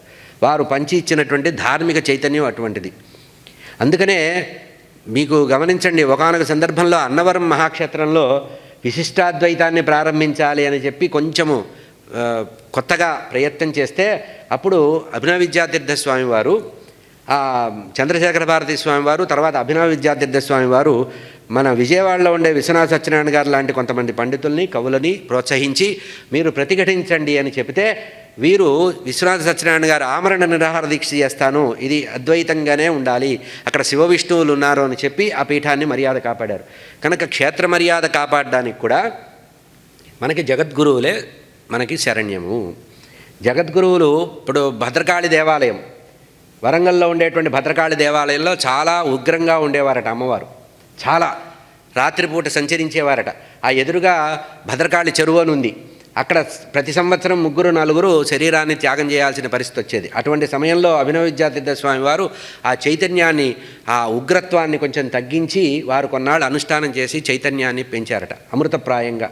అట్లాగే మనకి హోర్నాడులో కూడా ఆదిశంకర్ల గురించి చెప్పినప్పుడు అమ్మవారు, హోర్నాడులో ఉండే అమ్మవారు అన్నపూర్ణాదేవి చైతన్యాన్ని కూడా పెంచారు అని చెప్తారు. కనుక భగవంతుడి యొక్క అనంతకాలంగా దీర్ఘకాలంగా అర్చనలు పొందేటటువంటి దేవతామూర్తుల్లోనే చైతన్యం కలిగించేటువంటి శక్తి సామర్థ్యాలు జగద్గురు పీఠమైనటువంటి దక్షిణాంనాయ శారద పీఠానికి స్వయంగా ఉంది. ఎందుకంటే వారు చేసే అంతర్ముఖత్వం కానీ, వారు చేసే తపస్సు కానీ సదాచారం అండి. ముఖ్యంగా చెప్పబడేది సదాచారం. ఈ సమయానికి స్వామివారు స్నానం చేస్తారు, ఈ సమయానికి లేస్తారు, ఈ సమయానికి చంద్రమౌళీశ్వర ఆరాధన చేస్తారంటే ఎన్ని పనులున్నా, ఎంతమంది వచ్చినా ఆ సమయానికి అది జరిగి తీరవలసిందే. ఇది ఆ ఆమ్నాయ పీఠంలో ఉండే మర్యాద. ఇక మిగతా ఆమ్నాయ పీఠాల్లో అక్కడ ఉండే వాతావరణం బట్టి కూడా మనకి ఆ పీఠాన్ని తీసుకొచ్చి ఇంకో చోట తరలించడం, ఇటువంటివి మనం గమనిస్తూ ఉంటాం. కానీ సర్వకాల సర్వావస్థల్లో జగద్గురు శంకరాచార్య స్వామి వారి నుంచి అవిచ్ఛిన్న పరంపరగా త్రికాలార్చన చేయబడుతున్నటువంటి ఏకైక పీఠము దక్షిణాంనాయ శారదాపీఠం. ఈ సంస్కారాన్ని కొనసాగించిన వారు అభినవ విద్యాతీర్థ స్వామి వారు. అదే పద్ధతిలో అదే స్థాయిలో తీసుకెళ్ళినటువంటి వారు భారతీ తీర్థస్వామి వారు. 1990వ సంవత్సరం సెప్టెంబర్ మాసంలో అభినవ విద్యాతీర్థ స్వామి వారి ప్రథమ ఆరాధన జరిగింది. మొట్టమొదటి ఆరాధన వార్షికోత్సవంలాగా. ఆ సందర్భంలో భారతీతీర్థ స్వామి వారు ఉదయం అంతా ఆరాధన కార్యక్రమాలు చేసిన తర్వాత సాయంత్రం సభ చేసి వారు అనుగ్రహ భాషణం చేశారట. అనుగ్రహ భాషణం చేస్తే ఆ ఆరాధనకి విశేషంగా వేల సంఖ్యలో వచ్చినటువంటి జనాన్ని ఉద్దేశించి స్వామివారు మాట్లాడుతూ వారందరూ కూడా చెమ్మగిలినటువంటి కళ్ళలతో ఉంటే వారిని చూసి స్వామివారు చాలా స్పందించారట. స్పందించి ఒక మాట అన్నారు, పిచ్చివాళ్ళలారా ఎక్కడికి వెళ్ళారు స్వామివారు? మన వెంటే ఉన్నారు, మనతోనే ఉన్నారు. అధిష్టానంలో ఉండేటువంటి ఆ చైతన్యం ఏదైతే ఉందో అది మన అందరిలో కూడా ప్రసరిస్తోంది. స్వామివారు ప్రత్యక్షంగా ఉన్నదానికంటే పరోక్షంగా అనుగ్రహమే ఎక్కువగా ఉంటుంది. ఇది నేను అనుభవిస్తున్నాను. ప్రతినిత్యము కూడా స్వామివారు నా వెంట ఉండి నన్ను నడిపిస్తున్నారు, నాకు ఆదేశం ఇస్తున్నారు, సూచనలు ఇస్తున్నారు, ప్రోత్సహిస్తున్నారు. కనుక మీరందరూ కూడా గమనించండి. ఎక్కడికో వెళ్ళిపోయారనేటువంటి హృదయ వేదన కానీ దౌర్భాగ్యం కానీ మీకొద్దు. కేవలము గురుచరణాలని హృదయంలో తలుచుకోండి. మన నేత్రాలు రెండు మూసుకొని ఒక్కసారి భావన చేసినట్లయితే ఆ దివ్యమూర్తి మన కళ్ళ ముందు కనపడతారు. అది భావన చెయ్యండి, అనుభవించండి అని చెప్పేవారట. మన మనస్సు ఎంత దృఢంగా భక్తితో ఉంటే అంత దృఢంగా గురుభక్తి ఉంటుంది. కనుక ఇదంతా ఎందుకు సాధ్యమవుతుందంటే మన గురువుగారి యొక్క అమృతప్రాయమైనటువంటి మహిమలు అనంతం. వారు స్పష్టంగా చెప్పకపోయినా వారి అనుభూతుల్ని ఎక్కడో ఉన్నవాళ్ళు కూడా అనుభవించేవాళ్ళట. ఏదన్నా ఊరిలో ఉండి ఆ సమయంలో గురువుగారు అని తలుచుకొని మనస్సులో గురుస్మరణ చేసి ఒక విపత్కర పరిస్థితి వస్తే ఆ పరిస్థితి నుంచి వాళ్ళు బయటపడేవాళ్ళట. బయటపడిన తర్వాత కొద్ది రోజులకి మళ్ళీ వచ్చి స్వామి మీ అనుగ్రహంతో ఈ ఆపద నుంచి బయటపడ్డాను అంటే చాలా సంతోషం అనేవారట. అది వారి యొక్క అనుగ్రహం. గురువుగారి యొక్క ఆరాధన చేయడం మా కర్తవ్యం కనుక, పీఠ సంప్రదాయం కనుక మేము మా కర్తవ్యాన్ని నిర్వహించాం. భౌతికంగా వారు విడిచిపెట్టి వెళ్ళారనేటువంటి భావం నాకైతే కలగడం లేదు. సర్వకాల సర్వావస్థల్లో నన్ను తట్టి ప్రోత్సహిస్తూ ఉన్నటువంటి స్వామివారు నా వెంటే ఉన్నారు. వారి మార్గదర్శనంలోనే మనం చేయవలసినటువంటి కార్యక్రమాలన్నీ భవిష్యత్తులో చేద్దామని చెప్పి ఆ పీఠ ప్రతినిధిగా నేను ఈ పీఠాన్ని అధిష్ఠించాను. మా గురువుగారు నడిపినటువంటి ఈ పీఠాన్ని కేవలము వారి యొక్క అనుగ్రహంతో మాత్రమే నేను నడపగలను. నేను చిన్నగా భావన చేస్తున్నాను. మా గురువుగారే నాకు నడుపుతున్నారు. ఈ దృక్పథంతోనే ముందుకు వెళుతున్నానన్నారు. ఎవరు కూడా చింతపడవలసిన అవసరం లేదు, దృఢంగా గురువుగారిని తలుచుకోండి అన్నారట. అయితే ఇక్కడ ఒక సంఘటన చెప్తున్నారు. ప్రథమారాధన జరిగిన తర్వాత కొన్ని రోజుల తర్వాత భారతీ తీర్థ స్వామివారు కూర్చొని ఉంటే ఒక భక్తుడు వచ్చి అడిగాట, అయ్యా స్వామివారు గతంలో 1 సంవత్సరం క్రితం 2 సంవత్సరాల క్రితం ఇక్కడికి వచ్చాను. వచ్చినప్పుడు స్వామివారిని అయ్యా మీ పాదుకలను ఇస్తే నేను అర్చామందిరంలో పెట్టుకొని రోజు నా దేవతార్చన మండపంలో పాదపూజ చేసుకుంటానని అనుగ్రహిస్తే ఇస్తానులేవయ్యా తొందర ఏం లేదని అట్లా వాయిదా వేశారు. స్వామివారేమో విదేహ కైవల్యం పొందారు. ఇప్పుడు స్వామివారు లేరు. నాకు దృఢంగా స్వామివారి యొక్క పాదుకలు కోరాలని వచ్చాను అని కళ్ళనీళ్ల పర్యంతమై బాధపడితే స్వామివారు అన్నారట, భారతీ తీర్థ స్వామివారు ఎట్లా కుదురుతుందయ్యా, ఇప్పుడు భౌతికంగా వారు లేరు కదా, వారు పాదుకలు తొడిగి ఇచ్చుకునే అవకాశం లేదు కదా, సరే నీకంత గట్టిగా గంభీరంగా గాఢంగా నీకు గురువు మీద విశ్వాసం ఉంటే గురువుగారి పాదుకలు నీకు వస్తాయేమో చూద్దాం అన్నారట. ఈ మాట అన్నందుకు అతను అక్కడే ఉండడం మొదలుపెట్టాట. కరెక్ట్గా 3వ రోజున 2 స్త్రీలు వచ్చారట. వచ్చి స్వామివారికి నమస్కరించారట. స్వామి, గురువుగారు అనుగ్రహించినటువంటి పాదుకల్ని మా కుటుంబంలో మా యజమాని ఇన్నాళ్ళు పూజ చేసి నడిపేవారు, చాలా దృఢంగా పూజ చేసేవారు. ఇప్పుడు వారు గతించారు. ఇంట్లో పురుష సంతానం లేరు, అంతా స్త్రీలే ఉన్నారు. కనుక ఎవరు ఈ పూజలు చేసేవాళ్ళు లేరు. రోజు వచ్చి చేయడానికి కూడా ఎవరినైనా నియమించినా ఎవరు చేయడం లేదు. మీరు కనుక అనుగ్రహిస్తే పీఠానికి సమర్పిస్తానని తెచ్చారట. వెంటనే ఆ వ్యక్తి కబురు చేసి, నాయనా నువ్వు గాఢంగా కోరావు కదా, గురువుగారు అక్కడి నుంచి పాదుకలు తెచ్చి నీకోసమే ఇచ్చారా, తీసుకొని వెళ్ళమన్నారట. అంటే అనుగ్రహం ఎట్లా ఉంటుందంటే మనం గంభీరంగా విశ్వసిస్తే ఉంటుంది. ఏదో మనం పిక్నిక్ వెళ్ళినట్టో టూర్కి వెళ్ళినట్టో ఏదో ప్యాకేజీ టూర్లు చేసుకొని ఒక బస్సు వేసుకొని వెళ్ళి 50 మంది, ఇప్పుడు మనం చూస్తుంటాం శృంగేరిలో 50 మంది వచ్చేస్తుంటారు. వాళ్ళు ఎట్లా వస్తారు, గోకర్ణం దాకా యాత్ర పెట్టుకొని వస్తారు. వాళ్ళ గోకర్ణంలో ఏదో ముక్కల పులుసు గుర్తొస్తుంది. కానీ మనం పీఠానికి వచ్చాం, పీఠంలో ఉండాలి. సాధారణంగా పీఠంకి వచ్చేవారు మా తండ్రి గారు నాకు గుర్తు బాగా. శృంగేరికి వెళ్ళిన తర్వాత మళ్ళీ ఏ మద్రాసులోనో ఏ ఢిల్లీలోనో ఎక్కడో ప్రవచనం ఉండేది. వెళ్ళి గురువుగారి దగ్గర కూర్చునేవారు. కూర్చున్న తర్వాత శాస్త్రి గారు వచ్చారా, ఉంటున్నారు కదా అనేవారట. ఉంటున్నారు కదా అంటే ఇంకెక్కడికి వెళ్తారు? ఆ సంచి రోజు విప్పడం, అక్కడ పెట్టడం, మళ్ళీ దేవతార్చన చేసుకోవడం, అక్కడ ఉండడం. అక్కడ ప్రోగ్రాము ఉత్తరం రాసేవారు. ఆ రోజుల్లో ఉత్తరం రాస్తే ఎక్కడికి పోవాలి? వారం రోజులు. చివరికి 2-3 రోజులు 5 రోజులు అయిన తర్వాత ఆయనకి భయం వేసేదిట గురువుగారితో చెప్పాలంటే. ఇది ఎందుకు చెప్తున్నారంటే, మనం గురువుగారి దగ్గరికి వెళ్ళిన తర్వాత గురువు వశంలోనే ఉండాలి, కానీ మా స్వవశంలో ఉండకూడదు. ఎప్పుడైతే తుంగా తీరం దగ్గరికి చేరుతున్నామో మనదేమీ ఉండకూడదు. మనం అక్కడ ఏమీ లేదు, మనం పూర్తిగా గురువు అధీనంలో ఉండాలి, గురువే సర్వస్వం అనే భావంతో ఉండాలి. ఇట్లా వచ్చినందుకు విశ్వసించిన వారికి విశ్వసించినంత ఫలం జరుగుతుంది. ఇక్కడ పాదుకలను అనుగ్రహించడం వల్ల అతను చాలా ఆనందపడి ఈరోజు కూడా ఆ పాదుకలనే పూజ చేస్తున్నారు. ఇది గురువుగారి అనుగ్రహం. ఇక ఇంకొక సంఘటన చెప్తున్నారు ఇక్కడ.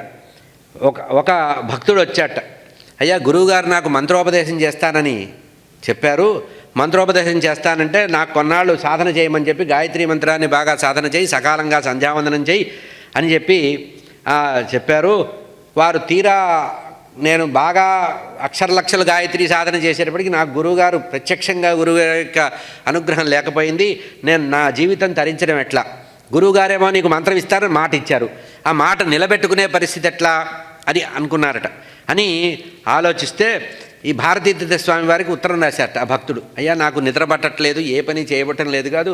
గురువుగారు ఏ మంత్రం ఇద్దాం అనుకున్నారో ఆ మంత్రం ఏమిటో నాకు తెలియదు. పోనీ నేను ఎక్కడన్నా సాధిద్దామంటే నాకు ఇంకోరి దగ్గర తీసుకోవడం ఇష్టం లేదు, నేనేం చేయాలి అన్నారట.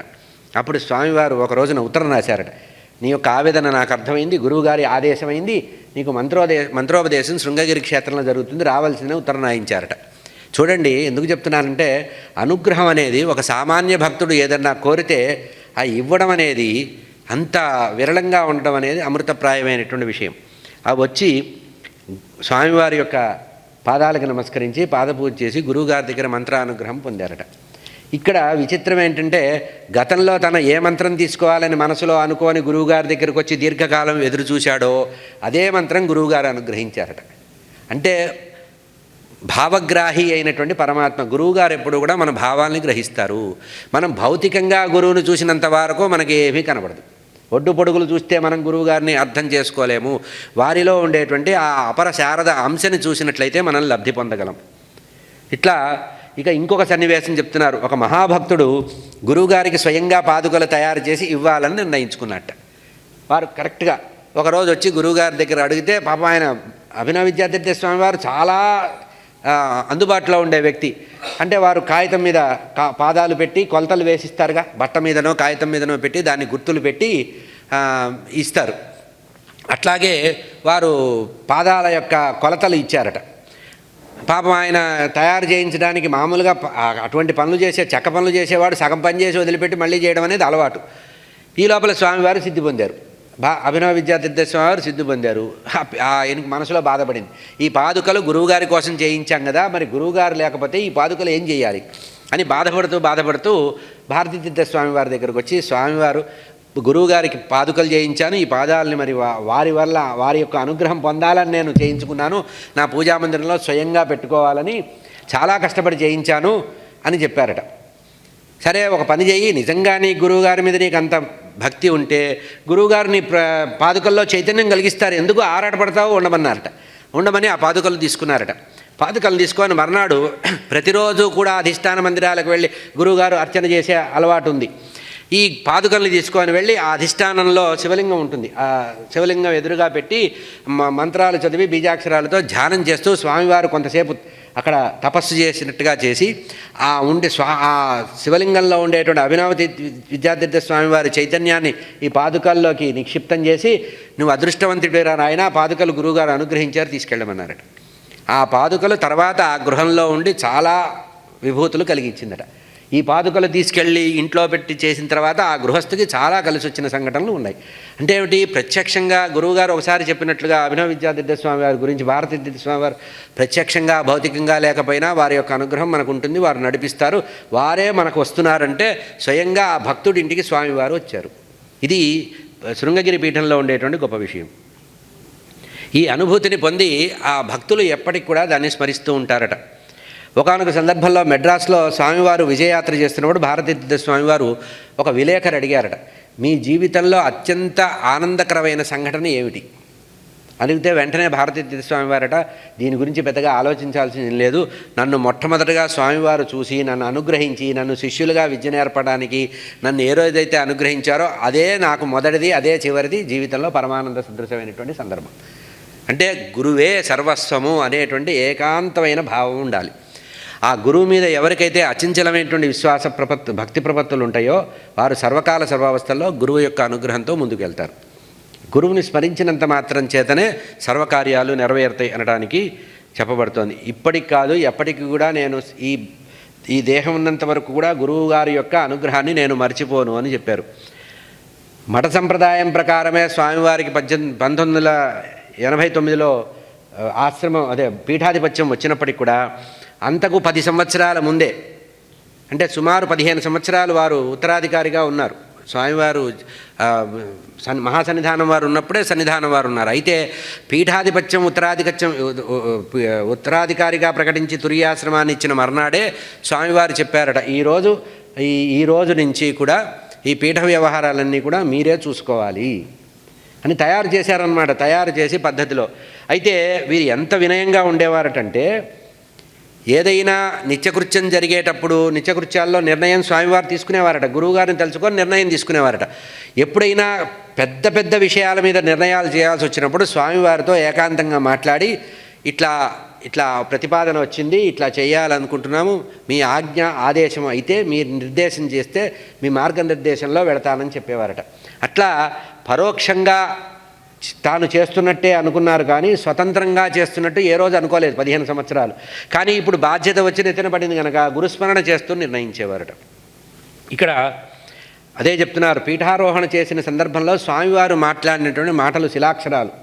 ఆయన ఏమన్నారంటే, మహామహిమ సంపన్నులైనటువంటి మా గురువర్యుల యొక్క పాదపద్మాలని భక్తిపూర్వకంగా స్మరిస్తూ నా హృదయంలో సర్వకాల సర్వావస్థల్లో వారు ఉన్నారనేటువంటి భావనతో అడుగడుగునా నాకు మార్గనిర్దోపదేశము ధర్మ నిర్వహణ విషయంలో శక్తి సామర్థ్యాలు పరిపూర్ణంగా కలిగించాలనేటువంటి విశ్వాసంతో ప్రార్థిస్తున్నాను, గురువుగారిని ప్రార్థిస్తున్నా. మా ఆచార్య పరంపర చాలా సమున్నతమైనది. ఈ ఆచార్య పరంపరలో ఉండేటువంటి ప్రధానమైనటువంటి నిర్వహణ ఏంటంటే శారదా చంద్రమౌళీశ్వర ఆరాధన. మా గురువుగారు స్వయంగా నన్ను కూర్చోబెట్టి నాకు ఆరాధన పద్ధతులు ఎట్లా చెప్పారో అదే పద్ధతిలో ఆ శారదా చంద్రమౌళీశ్వర యొక్క ఆరాధన చేస్తూ జీవులందరినీ కూడా, ధార్మికులైన అందరినీ కూడా సన్మార్గంలో నడిపించి వైదిక మార్గ ప్రచారం చేయడానికి నా సాయశక్తిలా నేను ప్రయత్నం చేస్తా. ఈ సాయశక్తులా నేను ప్రయత్నం చేయడంలో అడుగడుగునా వారి పట్ల నాకుండే ప్రార్థన సదా ఉంటుంది అని చెప్పారట. ఇదే విషయాన్ని మొత్తము పీఠభక్తులందరూ కూడా పాటించవలసిందే అని చెప్పారట. కనుక మనం ఏ పని చేసినా కూడా మన ఇళ్లల్లో ఏ శుభకార్యం చేసినా ముందు గురువందనంతోనే ప్రారంభించాలి. మనం టెంకాయ కొట్టామంటే గురువందనమే ఉండాలి. మనం ఇళ్లల్లో గృహప్రవేశం చేసినా, పుట్టినరోజులు చేసినా, ఉపనయనాలు చేసినా, వార్షికాలు చేసినా, ఏం చేసినా కూడా మనకి ఏ విజయం కలిగినా, ఏ సంకల్పం కలిగినా గురు వందనముతోనే ప్రారంభిస్తే అది పరంపరగా మన పూర్వజుల్ని ఎట్లా ఆ గురువులు అనుగ్రహించారో మనకు కూడా, మన ఉత్తర సంప్రదాయానికి కూడా, మన కుటుంబానికి కూడా గురువుగారి యొక్క అనుగ్రహం ఉంటుంది. ఇది స్వామివారు ఒకసారి సంకల్పించారట. ఏమని? 1986వ సంవత్సరంలో అభినవ విద్యాతీర్థ స్వామివారు ఒక సంకల్పం చేశారట. ఏమి సంకల్పము? ఈ తుంగానది దాటి నృసింహవనానికి వెళ్ళడానికి ప్రజలకి చాలా కష్టం అవుతోంది. ఎందుకంటే తుంగానది విపరీతమైన ప్రవాహంతో వస్తుంటుంది. వర్షాకాలంలో చూసినప్పుడు స్నానం కూడా చేయడానికి లేకుండా కాపలా కాస్తుంటారు, అంత వేగంగా వెళుతూ ఉంటుంది. అయితే ఒకానొక సందర్భంలో అభినవ విద్యాతీర్థ స్వామి వారు ఉన్నప్పుడు ఒకటి సంఘటన జరిగిందట. పడవలో ఇటు నుంచి అటు వెళ్తుంటే కొంతమంది కొట్టుకుపోయారు. 2-3 ప్రాణాపాయ స్థితిలో వాళ్ళు వెళ్ళిపోయారు. దీన్ని వారి మనసు చాలా కలత చెందిండ. 1986వ సంవత్సరంలో అభినవ విద్యాతీర్థ స్వామి వారు సంకల్పించారట, ఇక్కడ వారధి కట్టాలి అని. ఇప్పుడు మనం చూసే విద్యాతీర్థ వారధి ఉంది కదా, దాన్ని సంకల్పం చేసింది అభినవ విద్యాతీర్థ స్వామి వారు 1986వ సంవత్సరంలో. అది ఒక పెద్ద సంస్థ, పీఠానికి బాగా భక్తులై ఉండేటువంటి ఒక నిర్మాణ సంస్థకి అప్పచెప్పారట. వారు నిర్మాణం చేస్తూ చివరి దశలో ఉండగా, ఇంకా నిర్మాణం పూర్తవుతున్న అనగా అభినవ విద్యాతీర్థ స్వామి వారు విదేహ కైవల్యం పొందారు. ఈ విషయం వారు ఉన్నప్పుడే పూర్తి చేయాలి అని సంకల్పించినటువంటి భారతీతీర్థ స్వామి వారు వారి మనస్సులో గాఢంగా భక్తుల కోసం, వచ్చినటువంటి యాత్రికుల కోసం, పీఠంలో ఉండే మర్యాద ప్రకారం సుఖంగా తమని చేరడానికి, నృసింహవనానికి చేరడానికి పెద్దగా అడ్డంకిగా ఉంది కనుక ఎందుకంటే మహావరదలు వచ్చి సందర్భంలో బాగా నీరు వచ్చినప్పుడు అసలు రాకపోకలు కూడా లేవు. దీనికి కూడా మనకి లివింగ్ ఎగ్జాంపుల్ ఉందండి. ఒక 10 సంవత్సరాల క్రితం అనుకుంటా తుంగా విపరీతంగా ప్రవహించిందట. అంటే నృసింహవనంలో కూడా లోపలి దాకా నీరు వచ్చినటువంటి సందర్భం ఉంది. ఆ శిష్యులందరూ మఠ శిష్యులందరూ పరిగెత్తుకుంటూ వచ్చి గురుగారు తుంగొస్తోంది, మనం దాటాలి, వెళ్ళాలి, ఒట్టుకెళ్ళాలి, చాలా ప్రమాదం అన్నారట. అప్పుడు స్వామివారు నవ్వి భారతీ తీర్థ స్వామివారు మంత్రాక్షతలు తెప్పించి ఆ తుంగానది సమీపంలోకి వచ్చి మంత్రాక్షతలు జల్లి తుంగా తల్లి వెళ్ళు అన్నారట, దయచేయమన్నారట. తుంగ వెనక్కి వెళ్ళిపోయిందట. శంకరాచార్య స్వామివారు పూర్ణానదిని ఎట్లా శాసించారో అట్లాగే గుజరాత్ రాష్ట్రంలో గోవింద భగవత్పాదుల వారు తపస్సు చేస్తూ ధ్యానంలో గుహలో ఉన్నప్పుడు ఆ గోవింద భగవత్పాదుల వారు ఎట్లా కమండలంలో జలాన్ని నిక్షిప్తం చేసి ఆ ప్రవాహాన్ని ఆపి గ్రామాలన్నీ రక్షించారో, గురువుగారికి వ్రతభంగం లేకుండా చేశారో, సమాధి భంగం లేకుండా చేశారో, భారతీ తీర్థ స్వామి వారు కేవలం మంత్రాక్షతలు వేయడం వల్లనే తుంగానదిని వెనక్కి పంపగలిగారు. ఘటన సామర్థ్యం అనేది మనకి పీఠంలో కనబడుతుంది. ఇది గమనించాలి, ఇది అనుభవించాలండి. ఒట్టిగా మాటల్లో పుస్తకాల్లో చదువుకోవడం కాదు. శృంగగిరికి క్షేత్రానికి కుటుంబ సమేతంగా సంవత్సరానికి ఒక్కసారైనా వెళ్ళి పూర్తిగా 3 రోజులు రాత్రింబగళ్ళు అక్కడ ఏం జరుగుతోందో చూసి, సూర్యోదయం కంటే ముందే తుంగా స్నానం చేసి శారదామ్మ వారిని చూసి అక్కడ విద్యాశంకర్ల వారి దగ్గర ధ్యానం చేసి ఆ తర్వాత స్వామివారి దగ్గరికి వెళ్ళి అక్కడ గడిపితే మనకి తెలుస్తుంది అసలు ఏమిటి పీఠము, ఆమ్నాయ పీఠం అంటే ఏమిటి. ఇప్పుడు స్వామివారు శంకరాచార్య స్వామివారి పరంపరలో చేస్తున్నటువంటి త్రికాలార్చన చంద్రమౌళీశ్వర ఆరాధన ఇప్పుడు కాపీ కొడుతున్నారు, అందరూ మఠాలు దుకాణాలు పెడుతున్నారు. కానీ పూర్వకాలంలో చంద్రమౌళీశ్వర ఆరాధన అంటే మనకి శృంగగిరి క్షేత్రంలో విశాలంగా చాలా తీరిగ్గా జరుగుతుంది. త్రికాలార్చన అది పరంపరగా అనుస్యూతంగా జరుగుతున్న విషయం. ఇది మాటలతో చెప్పడం కాదు, టీవీలో చూడటం కాదు, స్వయంగా మీరు అనుభూతి పొందండి. ముఖ్యంగా మీ పిల్లల్ని తయారు చేయండి. నా కోరికది. పీఠ పరంపరలో మన వారసత్వ సంపదగా మనం దాన్ని తీసుకోండి. ఏ తాజ్మహల్లో పనికిరాని సమాధులో ఇవో చూపించడం కంటే ఏది చూసినా చూడకపోయినా శృంగగిరి క్షేత్రాన్ని చూడండి. అక్కడ ముఖ్యంగా చలికాలం కానీ వర్షాకాలం వెళితే నేను ప్రత్యేకంగా చెప్తున్న అనేక పర్యాయాలు వెళ్ళి చూస్తే ఇటు బెంగళూరు నుంచి చిక్కమంగళూరు నుంచి కానీ ఇటు మ్యాంగళూరు లేదా షిమోగా నుంచి వస్తున్న సందర్భంలో అక్కడ ఉండేటువంటి ప్రకృతి సౌందర్యం, జలపాతాలు చూస్తే ఆ రోజు కాళిదాసు పంచకావ్యాల్లో రాసినటువంటి ఆ హిమగిరి సౌందర్యం కానీ ఆ నీటి జలపాతాల యొక్క సౌందర్యం కానీ అవన్నీ కూడా ప్రత్యక్షంగా మనం చూడవచ్చు. అంటే ఋష్యశృంగుడు తపస్సు చేసినటువంటి రామాయణంలో ఋష్యశృంగ తపోభూమిని మనం చదువుకుంటే అది ప్రత్యక్షంగా మనకు అక్కడ కనబడుతుంది. ఇప్పటికి కూడా ప్రత్యక్షంగా సాక్ష్యం ఏంటంటే జ్ఞానము బాగా కలగాలన్నా, ధారణ కలగాలన్నా ఆ కిగ్గలో ఉండేటువంటి ఋష్యశృంగ ఆశ్రమంలో కొన్నాళ్ళు కనుక అనుష్ఠానం చేస్తే, గురువుల యొక్క ఆదేశంతో ఏదైనా ఒక మంత్రాన్ని తీసుకొని అక్కడ జపం చేసినట్లయితే అఖండమైన జ్ఞానం వస్తుంది. చిత్తస్థిరత్వం ఏర్పడడానికి కూడా అది చాలా ఉపయోగపడుతుంది. ఇక మనకేదైనా ఆదివ్యాధులు, మనోవ్యాధి కానీ లేదా జాతక దోషాలు కానీ ఉంటే ఆ విద్యాశంకర ఆలయంలో కనుక మనం కూర్చొని అనుష్ఠానం చేసి అక్కడే కొన్నాళ్ళు వాసం చేస్తే తప్పనిసరిగా మనకుండే గ్రహబాధలు కూడా పోతాయి. వైరాగ్యం రావాలన్నా, జ్ఞానము పెరగాలన్నా, అఖండ ఐశ్వర్యం కావాలన్నా, కుటుంబము పరంపరగా సుఖశాంతులతో ఉండాలన్నా, వంశ విస్తారం కావాలన్నా శృంగగిరి క్షేత్రము మనకి కల్పతరువు. అంతకంటే ప్రసిద్ధమైన క్షేత్రాన్ని మనం ఊహించలేం. సర్వతీర్థాల యొక్క సమాహార రూపం మనం అక్కడ గమనించవచ్చు. గంగానది ఎంత పవిత్రంగా భావన చేస్తామో తుంగానది అంత పవిత్రమైనది. తుంగానది మీద స్తోత్రాలు కూడా ఉన్నాయి.